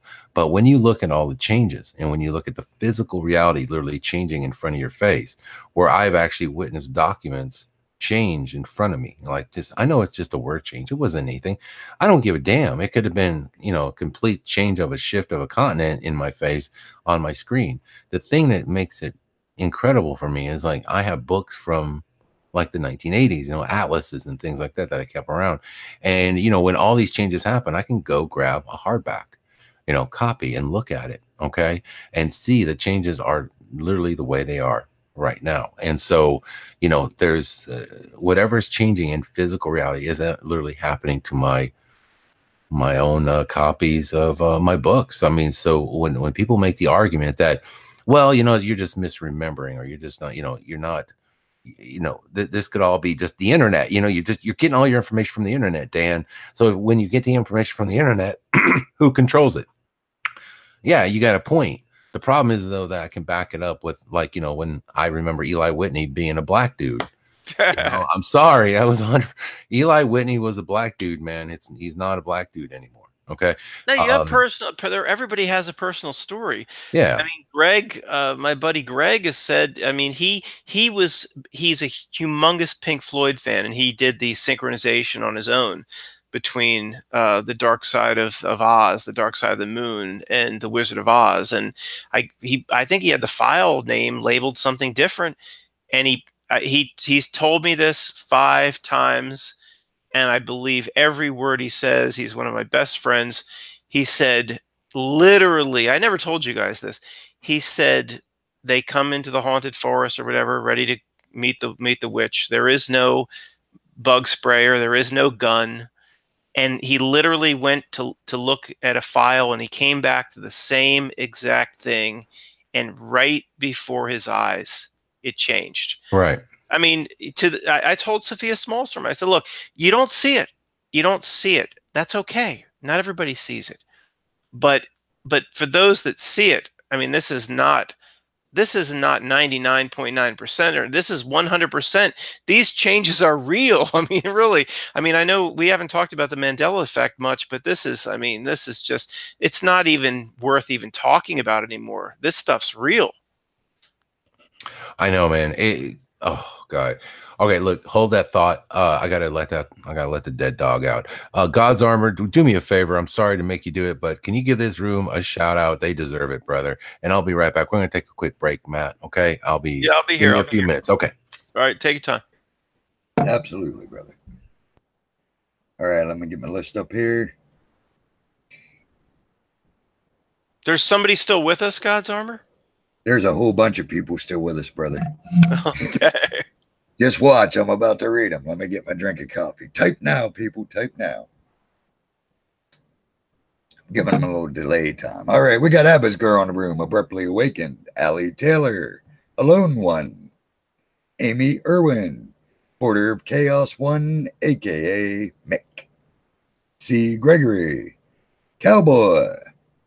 Charlotte Riddle. Connie Joe Ellis. Digimate Sporting a Wrench. Diva Dan's #1 fan. Glenn Clark. Glowing's Me. Gorgrin. Human Race 1. Love Gorgrin. He's always posting awesome stuff in the chat. I Koenig. Kim Jones. Don't drink his Kool-Aid. Just Gamma. Nick Knack. Paddywhack. Give the dog a bone. Human Race 1. Did I say that one over? They're moving around on me now. Dragon Star Alchemy. Okay, I don't think I missed anyone else. Jolly Roger. Laird Life Sporting a Wrench. Lydia Chacon. Long Reach 1. Lost in Space. Lost Flyboy. Hey, Lost in Space and Lost Flyboy. If you see each other, bring each other back. Lothar 900. Shameless plug, Lothar 900 is going to be on Warriors Call. That's Thursday at 9 p.m. Eastern. Thanks, brother. Lovely 975. Oh, calm down, brother. We ain't even halfway through. I just got back. All right. Matt said, is anyone still watching? I said, oh, yeah, there's still lots watching. L.W. Clay, Lizette 102, Mattas, hello, Mike Bowman, Marcos Martins, Melchior Blade 7, Mystery Fried, Noid for you, Narc Then Light, New Guy, Hey Noble's in the house sporting a wrench, Oath of God Lisa, I love that name, OU812, Pupsters in the house sporting a wrench. Pushing Buttons 62. Pylon 4553. Radical Cosmology. Renee Bernays. Hey, that is a good ring. Renee Bernays. That's good. Resonate 432. Richard Melgar. RMB. Robin Keneally sporting a wrench. Ronan the Voice. Synergy, interesting spelling. Very good. Sadie P. Sapphire S. Scott Kushner. Self-Contented. Shane in Arizona 00. Shannon Hall. Susifer. Theodora 4791. THC Jack. The Kryptonian. Travis Reed. Unimatrix 001 sporting a wrench. Uprise My X-Gen. Wait, what? Wesley Rabbit and Zeb Johnson. Oh man, that was an epic call out, bro. Thank you to Party Puppy.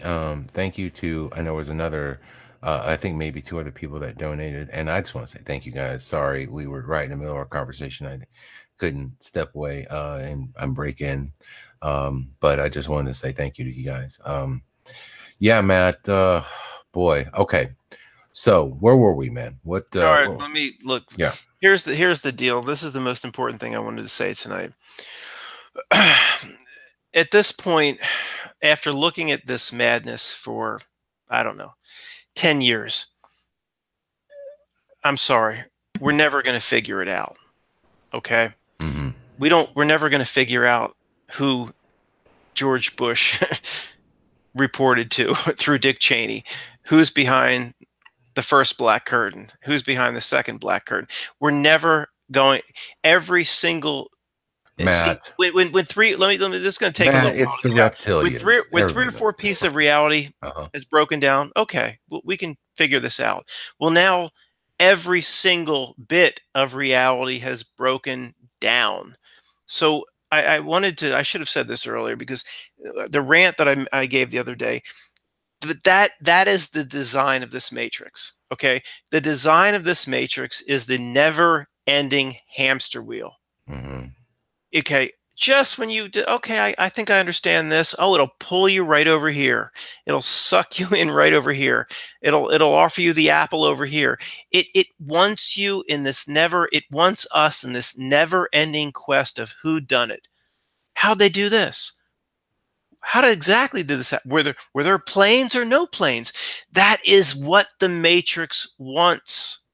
And it is never, I'm come to the conclusion, it is never ending. It's never, the rabbit hole has no end. So you know what?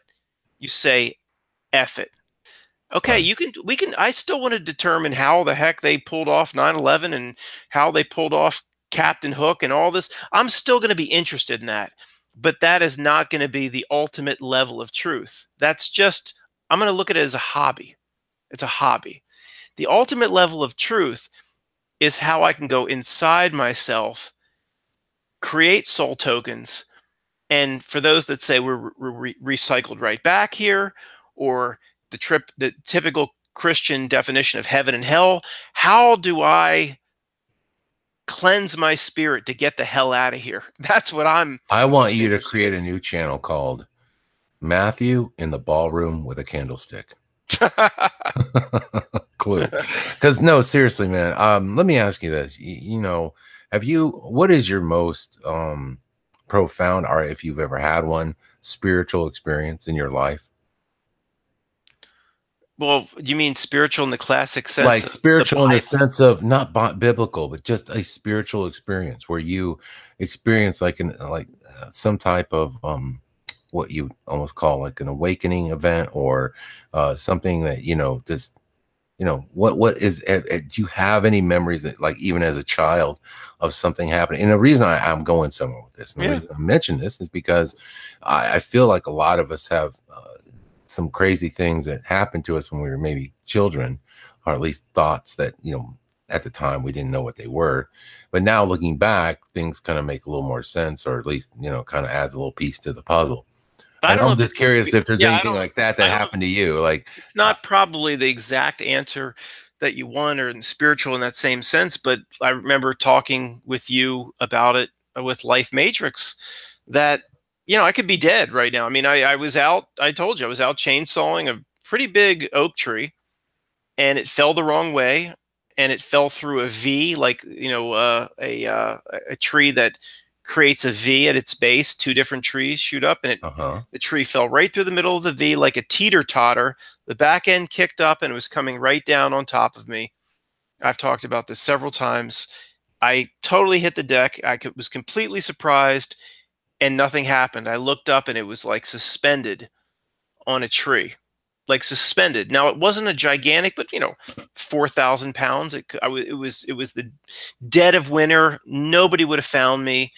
And I've postulated many times that it killed me, because literally right after that, every part of my reality started to break down. All of a sudden I saw 9/11. All of a sudden, every single mass shooting on TV was fake.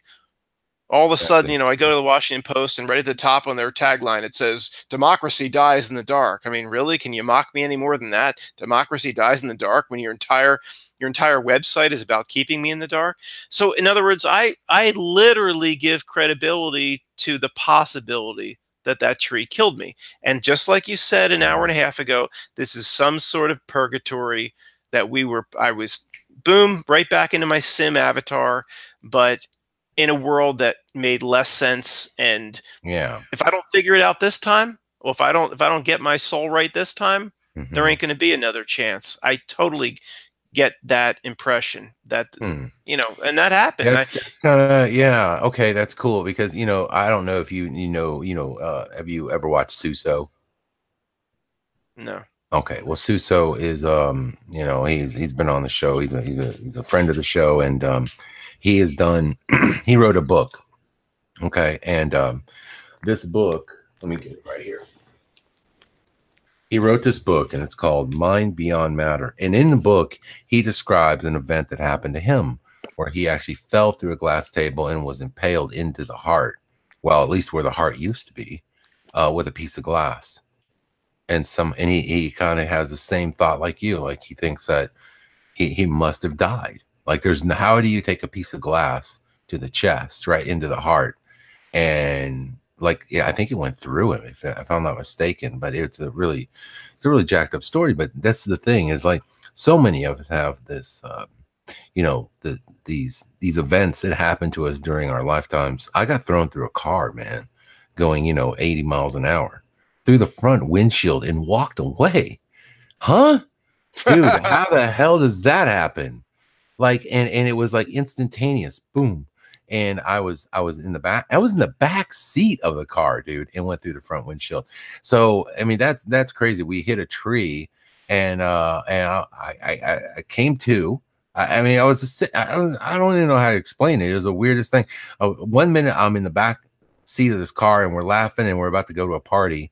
And it was when I was like 17. Bam, we go off the road. He's driving way too fast and not paying attention. And he's, whatever. It's kind of a foggy night, and we slam into this like tree in a drainage ditch. I go flying. I guess I went out of the window. I guess I went out of the car, and I'm in like the woods, and I'm like, where? I'm like, where the hell? And I'm on my knees. I get up and I turn around, and I see the light from there was one light staring right at me. It was like a bright light. And I seriously, with the fog and the whole thing, I'm thinking, man, this is it, baby. This is the light, like I thought I was going to heaven, man. I laugh. It's kind of a funny story, because on the way to heaven, I'm sitting there going, golly, man, it's sure a lot. Because I'm thinking I'm going toward the light. And of course, you got to remember, I'm probably obviously in shock. I got so much, adrenaline pumping through me. Like, I probably feel like I could lift, a car myself. So I'm walking toward this car. I see the light in my face. And then my first thought is, man, it sure is a lot of branches and trees on the way to heaven. That's weird. So I come to the clearing, and I see the car. I see everyone is jacked up. I mean, jacked up, man. People are passed out. There's a girl she's laying on the hood and bleeding out. I'm like, oh my God, this is the days where there was no cell phone. So I just at that moment ran up the hill. And I come out of this thing, and I look like the swamp creature. And right at that point, here is a car. If I had missed that car, okay, there wouldn't have been another car. Do you understand the synchronicity there?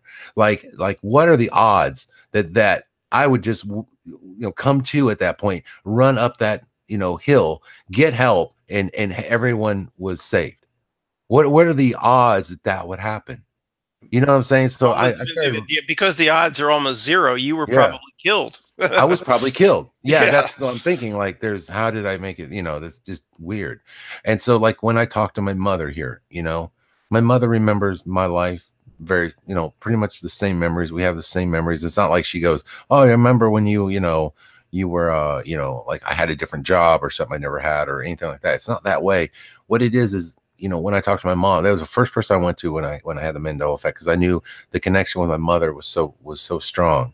And my mom used to actually, she was the one that helped me wake up and see the world for what it was, and that was not. She always told me, even as a kid, she goes, "Dan, when you see people going one way, you turn and go the other." She was the one that told me that I had to be different in this world. So I always took that advice, like, as to say, okay, well, I don't know what she means by that, but I'll always, and she would say, go by a beat of a different drummer, Dan. You don't have to, you don't have to just conform to everything. And that was my mom. My mom was like a radical, man, I guess. So I went to her with the Mandela effect, and shockingly, she remembers everything in this world. Like, and I consider my mom like one of the smartest people I know. And it's so heartbreaking in a sense to know that my mom, but then I'm like, well, the only thing I can say is that this Mandela effect, the thing that we're going through, it must be for us. It must be for you and I. It's for, for us to, we need to do something. We need to wake up. We need to, walk that narrow path. And I believe that, that's the way I can see it. Because for a long time, I kept thinking, man, we got to wake everybody up. Everyone's got to see this, But now I think, now I look at it, now that I've, played around with waking people up and experienced, more negative than positive in it. I would say that there are people that just don't have the passion, even the ones that do see it. Matt, the difference between you and me is, like, if presented this information or presented new information in our current state, we would be wanting to investigate. We want to know more. We want to know if it's the truth. We want to dig a little bit. Other people, even though they see it, they don't have the passion. They don't have that a drive to know more. So, it's almost like, okay, so that's the thing, is you will meet people who do see the Mandela effect, but if they don't, I think here's how it works. I think you come, you're obviously going to come to this realization in your own time. And another thought to consider too is everything we're doing here now might be for a future generation. It might be for generations of people later on who do at some point come to this point in their spiritual growth. And they'll look back. There's look. My conclusion on this is there are nobody is superior. Meaning there are people that are really, really great people that just don't see it, and they are not in any way inferior to we that can see it. There is nothing. I'm not saying that. Yeah, but there's no. It just maybe I don't. All these crazy Mandela effect theories, like splitting off timelines, and I don't subscribe to any of them, but there is no, I guess, there's no bigotry or in other words, everybody's position is just as valid. If somebody doesn't see it, I'm not going to say that they're missing something. You know what I'm saying? Yeah. Well, here's the thing, is like, for me to claim that others are inferior would mean to claim my mother is inferior. Yeah. I mean, like, what? My mom doesn't even see it, man. I mean, she doesn't even see it. And I've mentioned so many, she spelled my mom is like a world champion speller. I mean, this is a woman that, I mean, like I always say, she does this New York Times crossword puzzle, man, and she can do it in like, oh, I mean, like I'd like to take, if there was a game show or something where, you could win prizes or money doing I would bet on my mother. I mean, she's that good at, and that's a hard thing to do. I've tried it myself and I suck at it. And I'm like, my mom she knows, she's very good with words. And so when a lot of the stuff that first came up was word related, I thought, aha, I got you, Mandela. I'm taking this to my mom and we're going to figure this out. I'm like, Mom, how do you spell Fruit Loops? She's like, oh, F-R-O-T. And I'm like, really? You know, it was just like, it's like my mom just took a swift kick to the groin, like whoosh, and I was like, oh, and it was tough, man. It was really hard because I really, you know, then I didn't know what to do after that because I knew what I knew. And then here's my mom telling me basically that I'm wrong, yet thousands of other people are saying, no, Dan, you know, we see it with you. Don't worry. And that's the thing that's really been beneficial. And thank God, you know, that we have, and I say this to often, you know, and I always thank people because, you know, it's all of us together and people out on the internet, people that share information with you. It really is been helpful because I'll tell you, this would really suck to do this alone. You know, boy, if you're the only one, you think you're nuts. Yeah. It would but we have so many people now that see these things, that there is strength in numbers. Nobody's going to lock anybody away because there's too many of us. Yeah.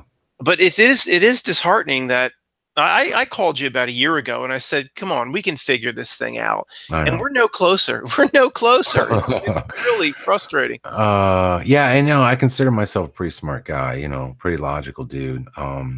You know, and I really thought if me and Matt put our heads together, we will figure this out. But the problem is it's such a, you know, it's such a slippery thing because not one theory kind of covers them all. It's multi-theoried in my opinion, or at least I like there's varying things happening that apply here. Like I said, when your history changes, when there are more events in history that you never heard of, what do you say that's time travel? And then you look at other things that are happening. When you see the continent shifting, and you see Australia is not in the same. When New Zealand is now the land down under. You know, can't time travel that. Yeah, you can't time travel that? So what does that mean? How is that related to the Mandela? Even though you see it, how do you experience these new animals that seem to be popping up out of nowhere? I remember in my world, at least when I was growing up, we weren't discovering much. I mean, we would every once in a while something small in the middle of the jungle, a new little bit of life form, you know, here, or a new species of grub worm, or you know, something. Now we're finding primates that are like, you know, huge primates. Like, oh yeah, these have been around. Sorry, we just found these. I like, really, you guys, you know, you never seen these before, huh? I in my old world, we pretty much had a handle. I'm not saying everything. Okay, I'm not saying, you know, in the ocean, there's a lot of ocean.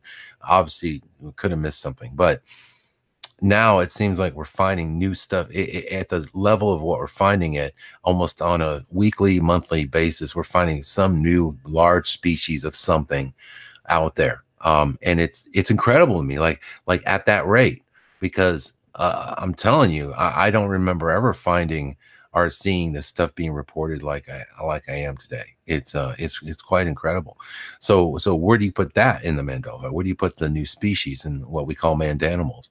Where do you put oh gosh, you know, just with the Bible changes? Where do you put, you know, I had talked to a guy, you know, and like I said, I don't know. I can't speak for every other country. There's another thing that seems to be kind of strange too. Why is it that Australia, the UK, Canada, United States, and some of Mexico seem to be the most affected places?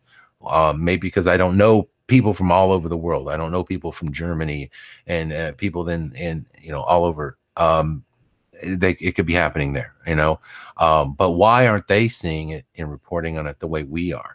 That's another question I have. You know, why does it seem somewhat, you know, isolated to English speaking? I agree. I mean, they say even in Europe it's still called an interview with a vampire. So I don't get that. yeah, they're good. Yeah, so if you want to watch Interview with a Vampire, you just got to go to Europe. It's still there. It is weird. I thought we'd be of course, you know, John Lamb Lash just tells me that it's Mother Earth, Gaia Sophia, Ion Sophia, well, just communicating with us. And it takes me back to the opening, that scene in Contact where she gets the prime numbers delivered from Vega. And the Indian guy, the senator, says, "Why all the remedial math? Why don't they just speak English?" She says, "Well, maybe because 95% of the Earth doesn't speak English." But hey, Mother Aeon Sophia, just write me a note or something. Don't what's the new one? The dingo took my baby, the dingo ate my baby. I mean, come on, what does that mean to me? Right. Why is it? And the only thing I could come up with is like the two O's represent the two Earths, and they represent a merging happening. Bloomingdale's obviously was two O's, separate O's. My God, now they merge together and create a Vesica Pisces. They have to create the big one. I'm telling you that I didn't never watch it, but the Goodnight Gracie's a big one. I mean, the George Burns show. Oh, that's crazy. I brought that to my dad. I said, Dad, what was the funny thing about the George Burns show at the end? He would say, my dad loves comedy. And my dad's, 83 years old. And he says, Danny, he would say goodnight, Gracie. And she would say, goodnight, Gracie. And I said, you're sure about that, Dad? And he goes, yeah, oh yeah, absolutely. And I said, okay. We watched a few clips and it's just good night. It's like when in Tommy Boy, say a little, he pulls the video camera out and he says, say a little something into the camera. And she says, a little something into the camera. It's the same thing. Say good night, Gracie. And she says, like to mock him, good night, Gracie. Sure. So there's been a movie about it, Good Night, Gracie. There's been a book, a Broadway play, a mini series. I mean, everything's been titled, but she never said it. She just said, like Vanna White, good night. Yeah, man. Okay, so what do you feel like at this point in the game? I mean, and like we get together and talk pretty much every 6 months, roughly about that. And I have you on the show, and we kind of just put our heads together and just start talking, which I love. But at this point, Matt, going forward, what do you think? What is your game plan, and what is your best? What is your hope? In your opinion, what do you hope for? Well, my game plan is I'm going to keep doing what I'm doing. But here's the big thing. The big thing is to get people to see it, but you cannot get caught up in it. You cannot give it your anger, the fake reality construct of this world, whatever creature took George Bush over its knee and spanked it. You can't get angry at it. You can't get upset at it. You can't protest it. You can't fight it. You can't join a militia. It feeds off your negative frequency. It literally, Harry Potter, Dementa sucks your anger. The only thing you can do is like the end of War Games. The only move to any real choice is not to play. So in this reality, we have very simple choices: to play or not to play. If you protest it, if you fight it, then you are playing into the system. Even when I make videos, all the old videos I used to make about exposing this hoax, this fake shooting, this fake event, it's exactly what they wanted in some way. Now that's better than ignoring it and saying the script zombies say it never happened, or why would you ever think the shooting's fake? That's worse. But when you see it, you have to use it to graduate. You have to use it to give yourself soul tokens to expand you can't get angry at it. You can't be in the muck with it. You have to use it to go to the next level. So the idea is to see it, but to use it to use it to better yourself. Right. That is the only possible choice that we have.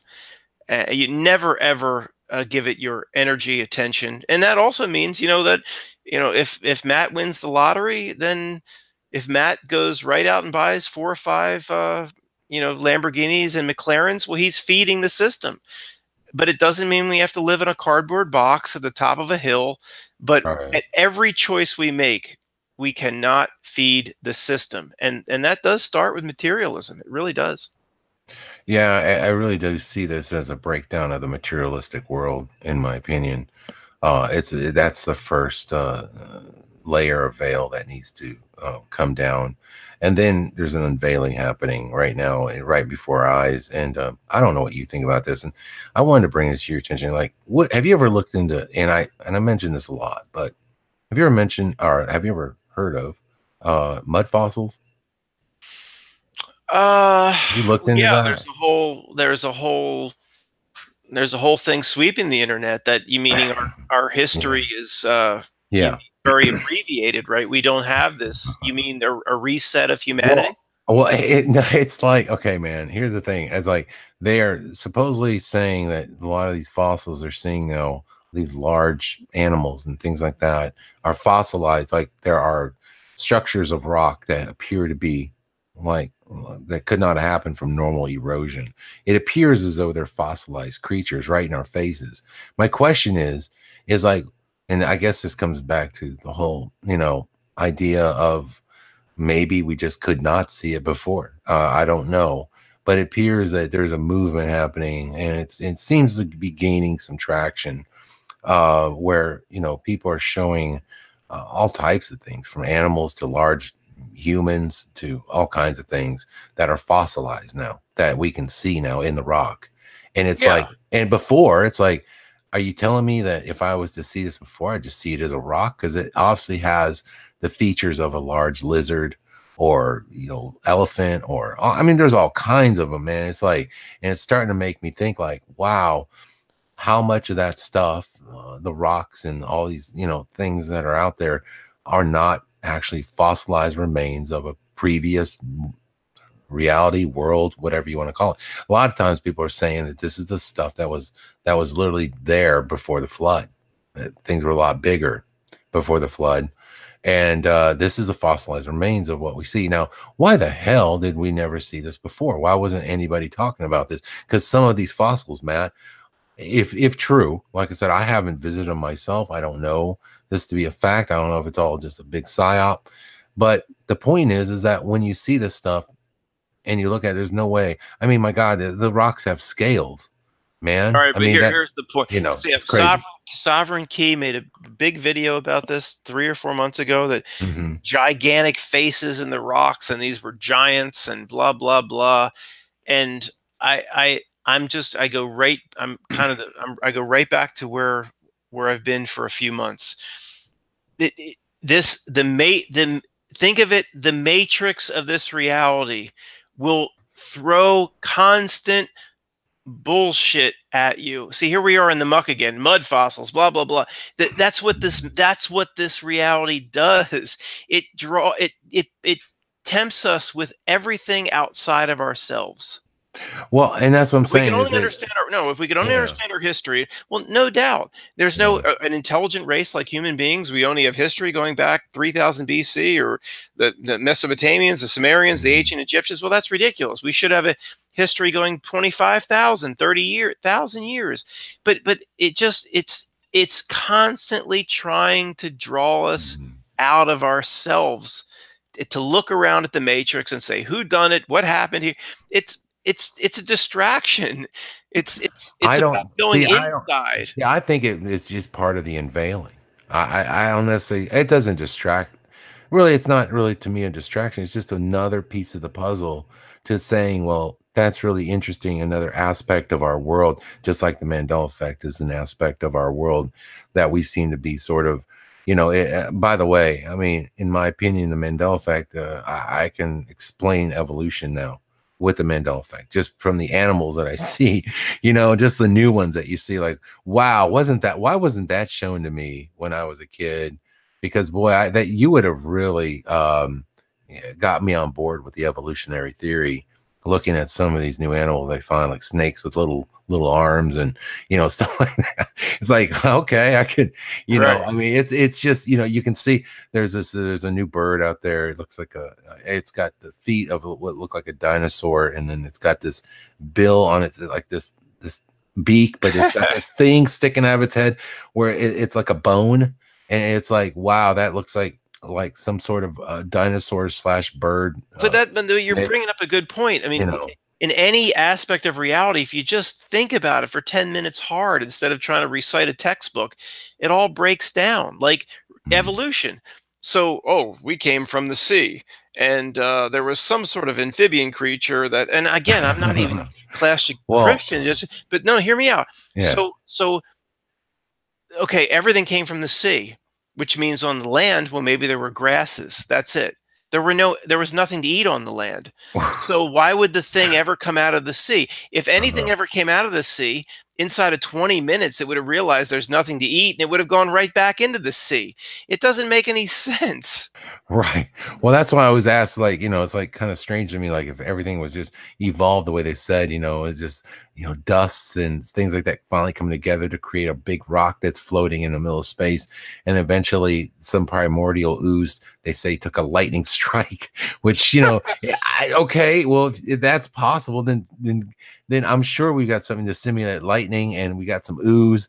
Then do that, and let's see life be created. Because, if you can't, duplicate it in a lab, they can't simulate it. All they can do is they can plug it in, and they can put some amino acids. Well, that amino acids joining together doesn't create life. If you throw a steak on top of a piece of beef jerky and just let it sit for a few hundred years, it doesn't create life.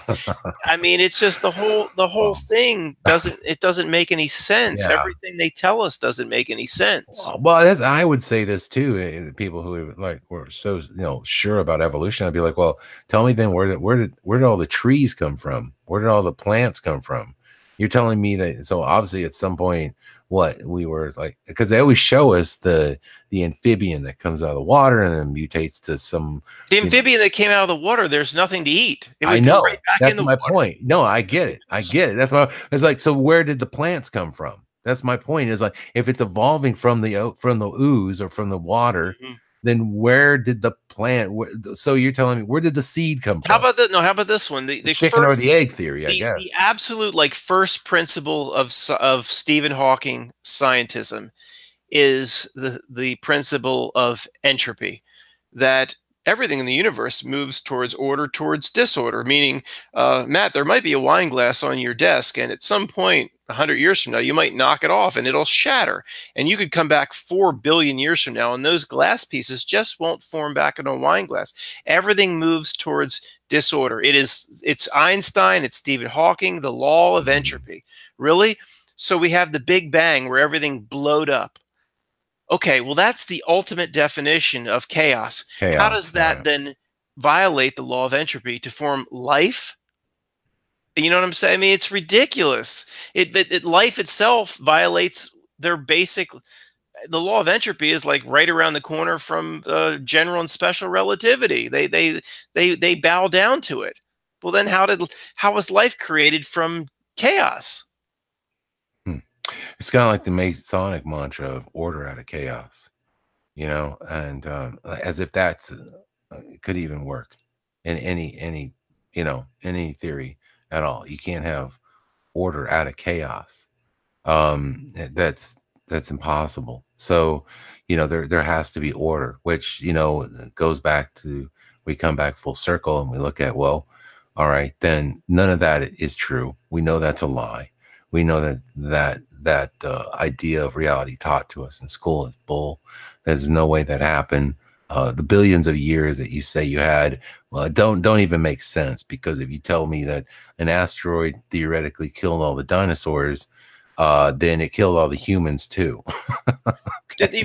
I mean, so you don't get your billions of years of evolution anymore. It's ridiculous. It starts at 250 million people, So there you go. This Pink Floyd song "Keep Talking" has this Stephen Hawking, overlay, and he says, "I just heard it tonight." It keeps Pink Floyd for millions of years, the human beings live like the animals, and then something happened. It's the Stephen Hawking overlay.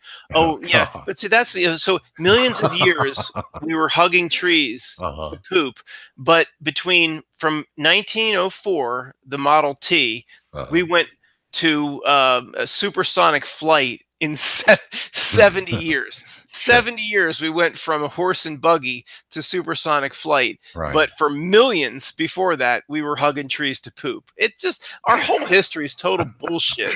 Well, and Stephen Hawking can come up with a system where he can use his eye to talk, but he can't upgrade the voice at some point so he doesn't sound so effing creepy. Like, really? Do I have to have the speak and spell voice my entire life? Yeah, I don't. Really? That's another conspiracy reality breakdown right there. Like 99% of ALS patients die within 3.5 years, but he lives 70 years. Yeah, that makes sense. Yeah. Oh, by the way, I just received an email Kryptonian sent me. He said, check this out. And it was Stephen Hawking. And this is just something to throw on the table because, hey, Hawking should have known, right? But Hawking, they're supposedly saying now that Hawking's last paper on his way out says that we live in a multiverse, just so you know. So now you've heard it from Hawking. So I guess we're all done here, Matt. He's always pushed that. Let's wrap this up right now. He pushed the theory of a black hole, that you get sucked into a black hole. The black hole on its perimeter collects everyone's information and projects it back, so we could be living inside of a black hole now, which is actually more believable than the news. But this whole Hawking thing, I don't know. You read his book, The Theory of Everything. It's completely nonsensical. It talks about mathematical models where you use infinities to cancel infinities, and even gravity. In gravity, it's hilarious. Gravity, they use dark matter, which theoretically doesn't exist, and there's no proof it exists. They use dark energy. There's nothing that exists on this planet that it exists. Dark matter, dark energy. They use both of those. Man, that's what makes gravity. Up most of the universe is dark and there's matter. No proof that gravity exists other than things drop. And then they assign a unit to it called a graviton. There's no proof that exists. And then they talk about gravity waves, and there's no proof that exists. If I drop a brick on my foot right now, it's going to hurt. I love the fact that there's this device that they could install, right? That can somehow monitor. But if you just go by their models, right? How many light years do you think are just the visible universe is across? Not the universe we can't even see, are like the deepest parts of. If you were to how far do you think that reaches? And yet this little device or antenna that they built detected gravity waves. And I remember the propaganda behind it. Like, you had all these people geeking out over the fact that Einstein was right. Gravity waves, yay! And they were just patting themselves on the back, and I'm just shaking my head like, seriously, another. How about Voyager? How about Voyager is supposed to be beyond Pluto? This is imagine like two microwave ovens bungee corded together. With a dish. Somehow this dish, now the Earth is moving at 60,000 miles an hour. Right. The solar system is moving at 666,000 miles an hour. Somehow this dish, powered by like 4D batteries that they still keep good. Why don't we get those batteries, man? How is it that they can have... No, yeah. Anderson Cooper told us a year ago. The Voyager is directing a signal back, and you see, even if it finds the Earth moving at 60,000 miles an hour, we have 400 million radio stations in Pandora, and all this radio noise, and now we have 5G in a few months. But the Voyager signal that comes from about the equivalent of a couple AA batteries gets through to NASA, and they detect the pictures. Are you kidding me? What kind of a moron would buy that? I don't know. I think they think we're so stupid too. I think part of it is I think they're tired of the charade too. Honestly, I kind of have to believe that they're sick of pulling. It's too easy for them. So that they literally put, they put messages in the pictures, they make it so obvious that they're doctoring photos of Earth, or come on, you're gonna tell me you're gonna send a satellite out to Pluto? What was lighting Pluto up? Please, first, number one is that was my first question before I saw the dog. Yeah. Before I saw the dog right in the planet, my first question was, before people pointed the dog out to me, was what what did the little space probe like pull out giant lights that light up like the Meadowlands, and did it light the planet up? I know. I was like, come on, man, that thing was so well lit. It's like, oh, okay, sure. It is just crazy. That's a good point, though. It's a good way to end the point you just touched on, that either I've never considered it the way you just said it. It's almost, you said they're almost tired of the charade themselves. And I've never, ever considered that aspect of it. I think so, Matt. I think that's the only reason why. I think they're to the point now where there's like, they literally put words in the pictures like sex and things like that, not as a way of mind controlling people. They literally are just doing it like, I mean, come on, man, we just wrote sex in the clouds. Yeah, you're saying, like, I was thinking the same thing. Like, should I spend 200 hours mapping the clouds to Earth? F it. Just create one cloud pattern and map it 1,000 times over, so it's all the same. Exactly. Oh like God. They would really release something like that if they were that smart about it. They really wanted it hidden. The point is they don't. Now, let me blow your mind to close, Dan. All right. There are those that say that the dark ones, the George Bush types, the George Soros types, and those they report to in the back room, there are those that say they are doing exactly what they are meant to do in this reality. They are there so we can see it. Their purpose is in other words, to be noticed. Their purpose is to get us, or the few that can see it. In other words, they're not hijacking reality. They're fulfilling their actual divine role. That's very interesting. Interesting. Well, that is a very interesting one. Like I said, I think that they are in ways, blowing smoke up our butts. When, I mean, like, come on, like Obama, for instance, there was a big debate whether or not Michelle was a man or not. And that was another, rabbit hole that people went down. And you're going to tell me, like, okay, first off, what man in his right mind calls his wife Michelle? Or Michael, sorry, calls his wife Michael. No, you're right. Because it's endless breadcrumbs. Yes, it's most likely by design. And like I said, they're doing it because that's the design. That's what they're supposed to do. They're supposed to throw us rabbit holes to go down. They're trying to point it out. Oh, go over here. Check this out. But by definition, then those that can see it might be a step closer to getting the hell out of here, or not. You know what I mean? Like, yeah, I pray for that every day. That's what I'm saying. Is like, I think it's important to just keep this all in perspective. I think you're right. I think it's an interesting concept. I like what you're saying on that, because it does feel like there are those who do seem, and I don't know if this is true, but based off, I don't know how it figures out. Maybe it's just always been this way. Certain people, certain families are going to be divinely positioned in a way to rule over us. But unfortunately, the problem is that I think they're tired of the charade and the game just as much as many of us are.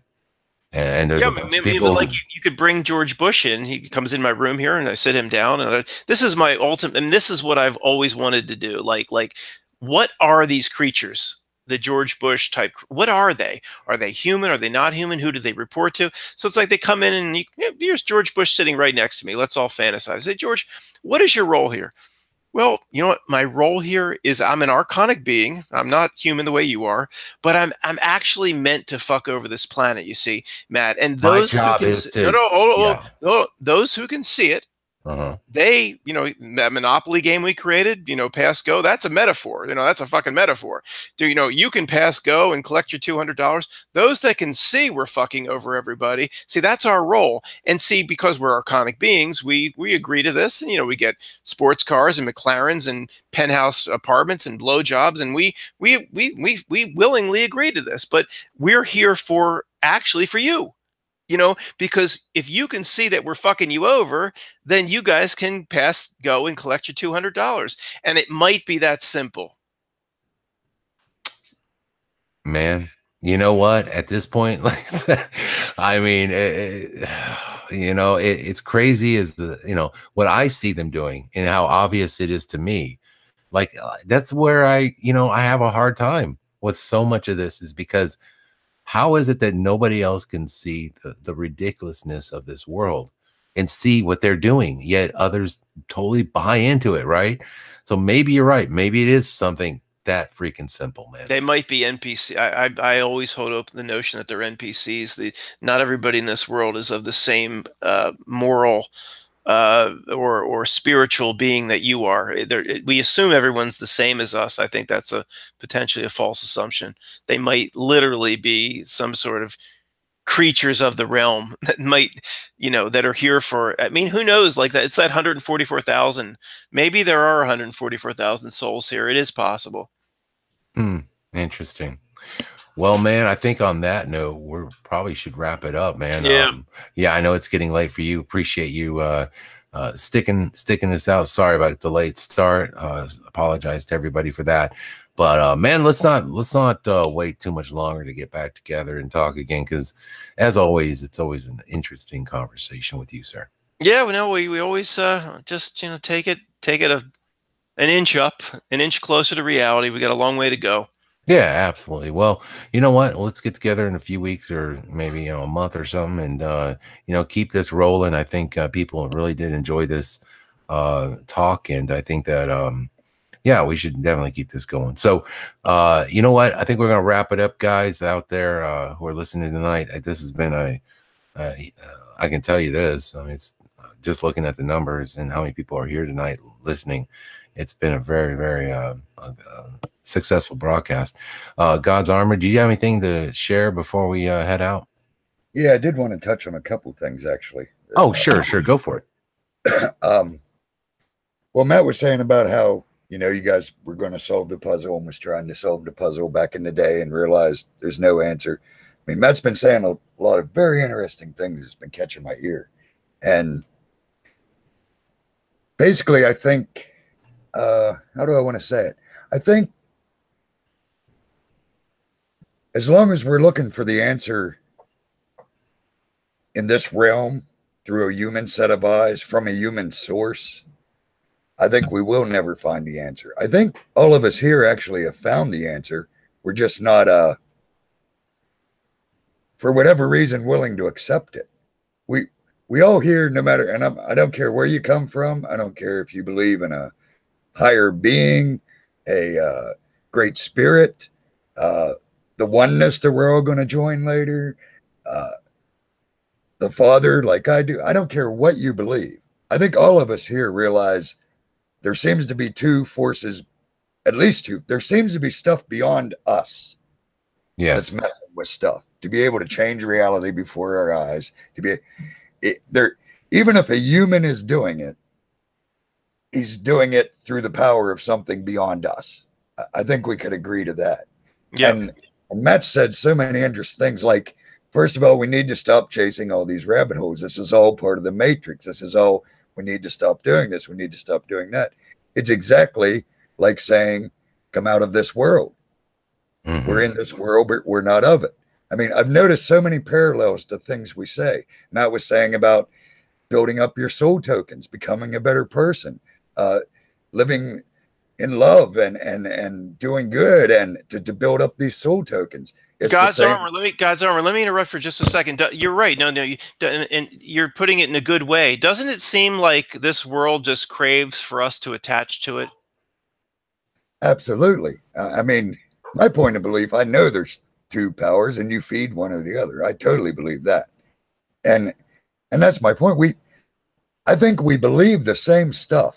Matt, me, the people in the chat that are all the different, we got all kinds in here. We don't just have Christians. We don't just have agnostics. We have everything. But I think what I'm trying to say is, I think the sooner we realize we already know the answer. We know there's bad. We know there's good. Whatever you want to call it. Dark, light, good energy, good vibes, bad vibes, whatever you want to call it. We all know there's two sides. We all know we should be ignoring all this crap and focusing on whatever that good is to us. We all know it's an inner thing. that we should be working on more than anything. We all have this sense, whether it's building our soul tokens, becoming a better man, killing the old man, whatever we term it. The point I'm trying to make is I think the sooner we realize that even though we're all using different words, and these words are all confusing to each other because we associate the world's view to these words, the minute we can realize we're saying the exact same things in different ways, and I think it all ties back personally to the Tower of Babel. They confused our language. I don't think it just means they gave us English and Spanish and French.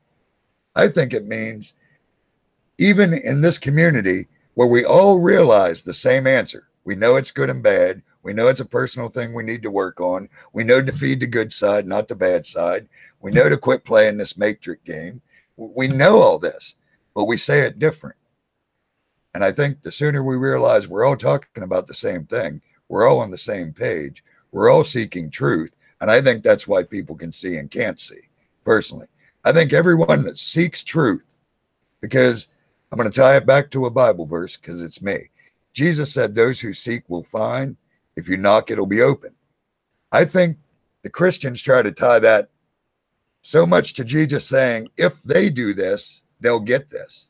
I think Jesus was saying much more profound there. If you're seeking evil, you'll find it. If you knock on the devil's door, he'll open it. If you seek love and light or whatever you want to call it, if you seek good, you'll find it. If you knock on good's door, he'll open it. So I think instead of nitpicking and arguing with each other about these stupid terms that are invented anyway by man, we need to realize we're all on the same page. We're all seeking truth. We're all seeking to better our personal selves, to feed whatever we consider good for whatever reason, and work together and stop arguing amongst ourselves about little things and terms. I think it'll be a much better thing because I think we know the answer. I don't think we're never not going to find the answer. I think we know it. I think it's a simple thing. If there's something beyond us that hates us and loves to mess with us, and there's something beyond us that loves us and wants to help us, call it whatever you want. That's the bottom line. And that's what we need to focus on. Seeking whatever you call good and coming out of this matrix, illusion, delusion, whatever you want to call it, come out of it because it's all a game. He's right. It's all a game. Damn, that's like a that's a cherry on top of ever heard. Right. That was incredible. That was amazing, man. Wow, man. Brother. That's a summary and a half right there. Yeah, that was awesome. And I think you're so right, man. Oh, you're so right. Oh God, what a way to end it. Thank you, God's Armor, for that. Yeah, I think everybody needed to hear that because, you know, I am so tired of the fighting. And that's the thing. We all have to come together in love. We really do. And it's, you know, it's biblical. We know in our hearts it's the right thing to do, and love one another, guys. Okay. With that, let's wrap this up, guys. What a way to end the show. Hey, we'll be back here on Monday, guys, for Mandela Monday, 9 p.m. Central Time. And don't forget to check out Matt's channel as well as God's Armor's channel. What is what's your backup channel you're doing right there with Jennifer T? God's Armor, Warriors Call. Sunday night at 9 p.m. we will be doing our Bible study and prayer on Warriors Call. And Thursday at 9 p.m. Eastern, we will be doing Lothar 900 as our guest this week. Shameless shout out. Hey, never. Awesome. Thanks, and that's man. on the Warriors Call channel. Okay, Warriors Call channel. Mine and Jenny's channel. Links for those channels will be in the description, guys. And thank you guys for joining us once again. And we'll see you back here real soon, guys. All right, guys. Thanks. Always love having Matt on. Such a pleasure. Absolutely. Thanks, Armor. See you, man. There, guys. Love you, brother.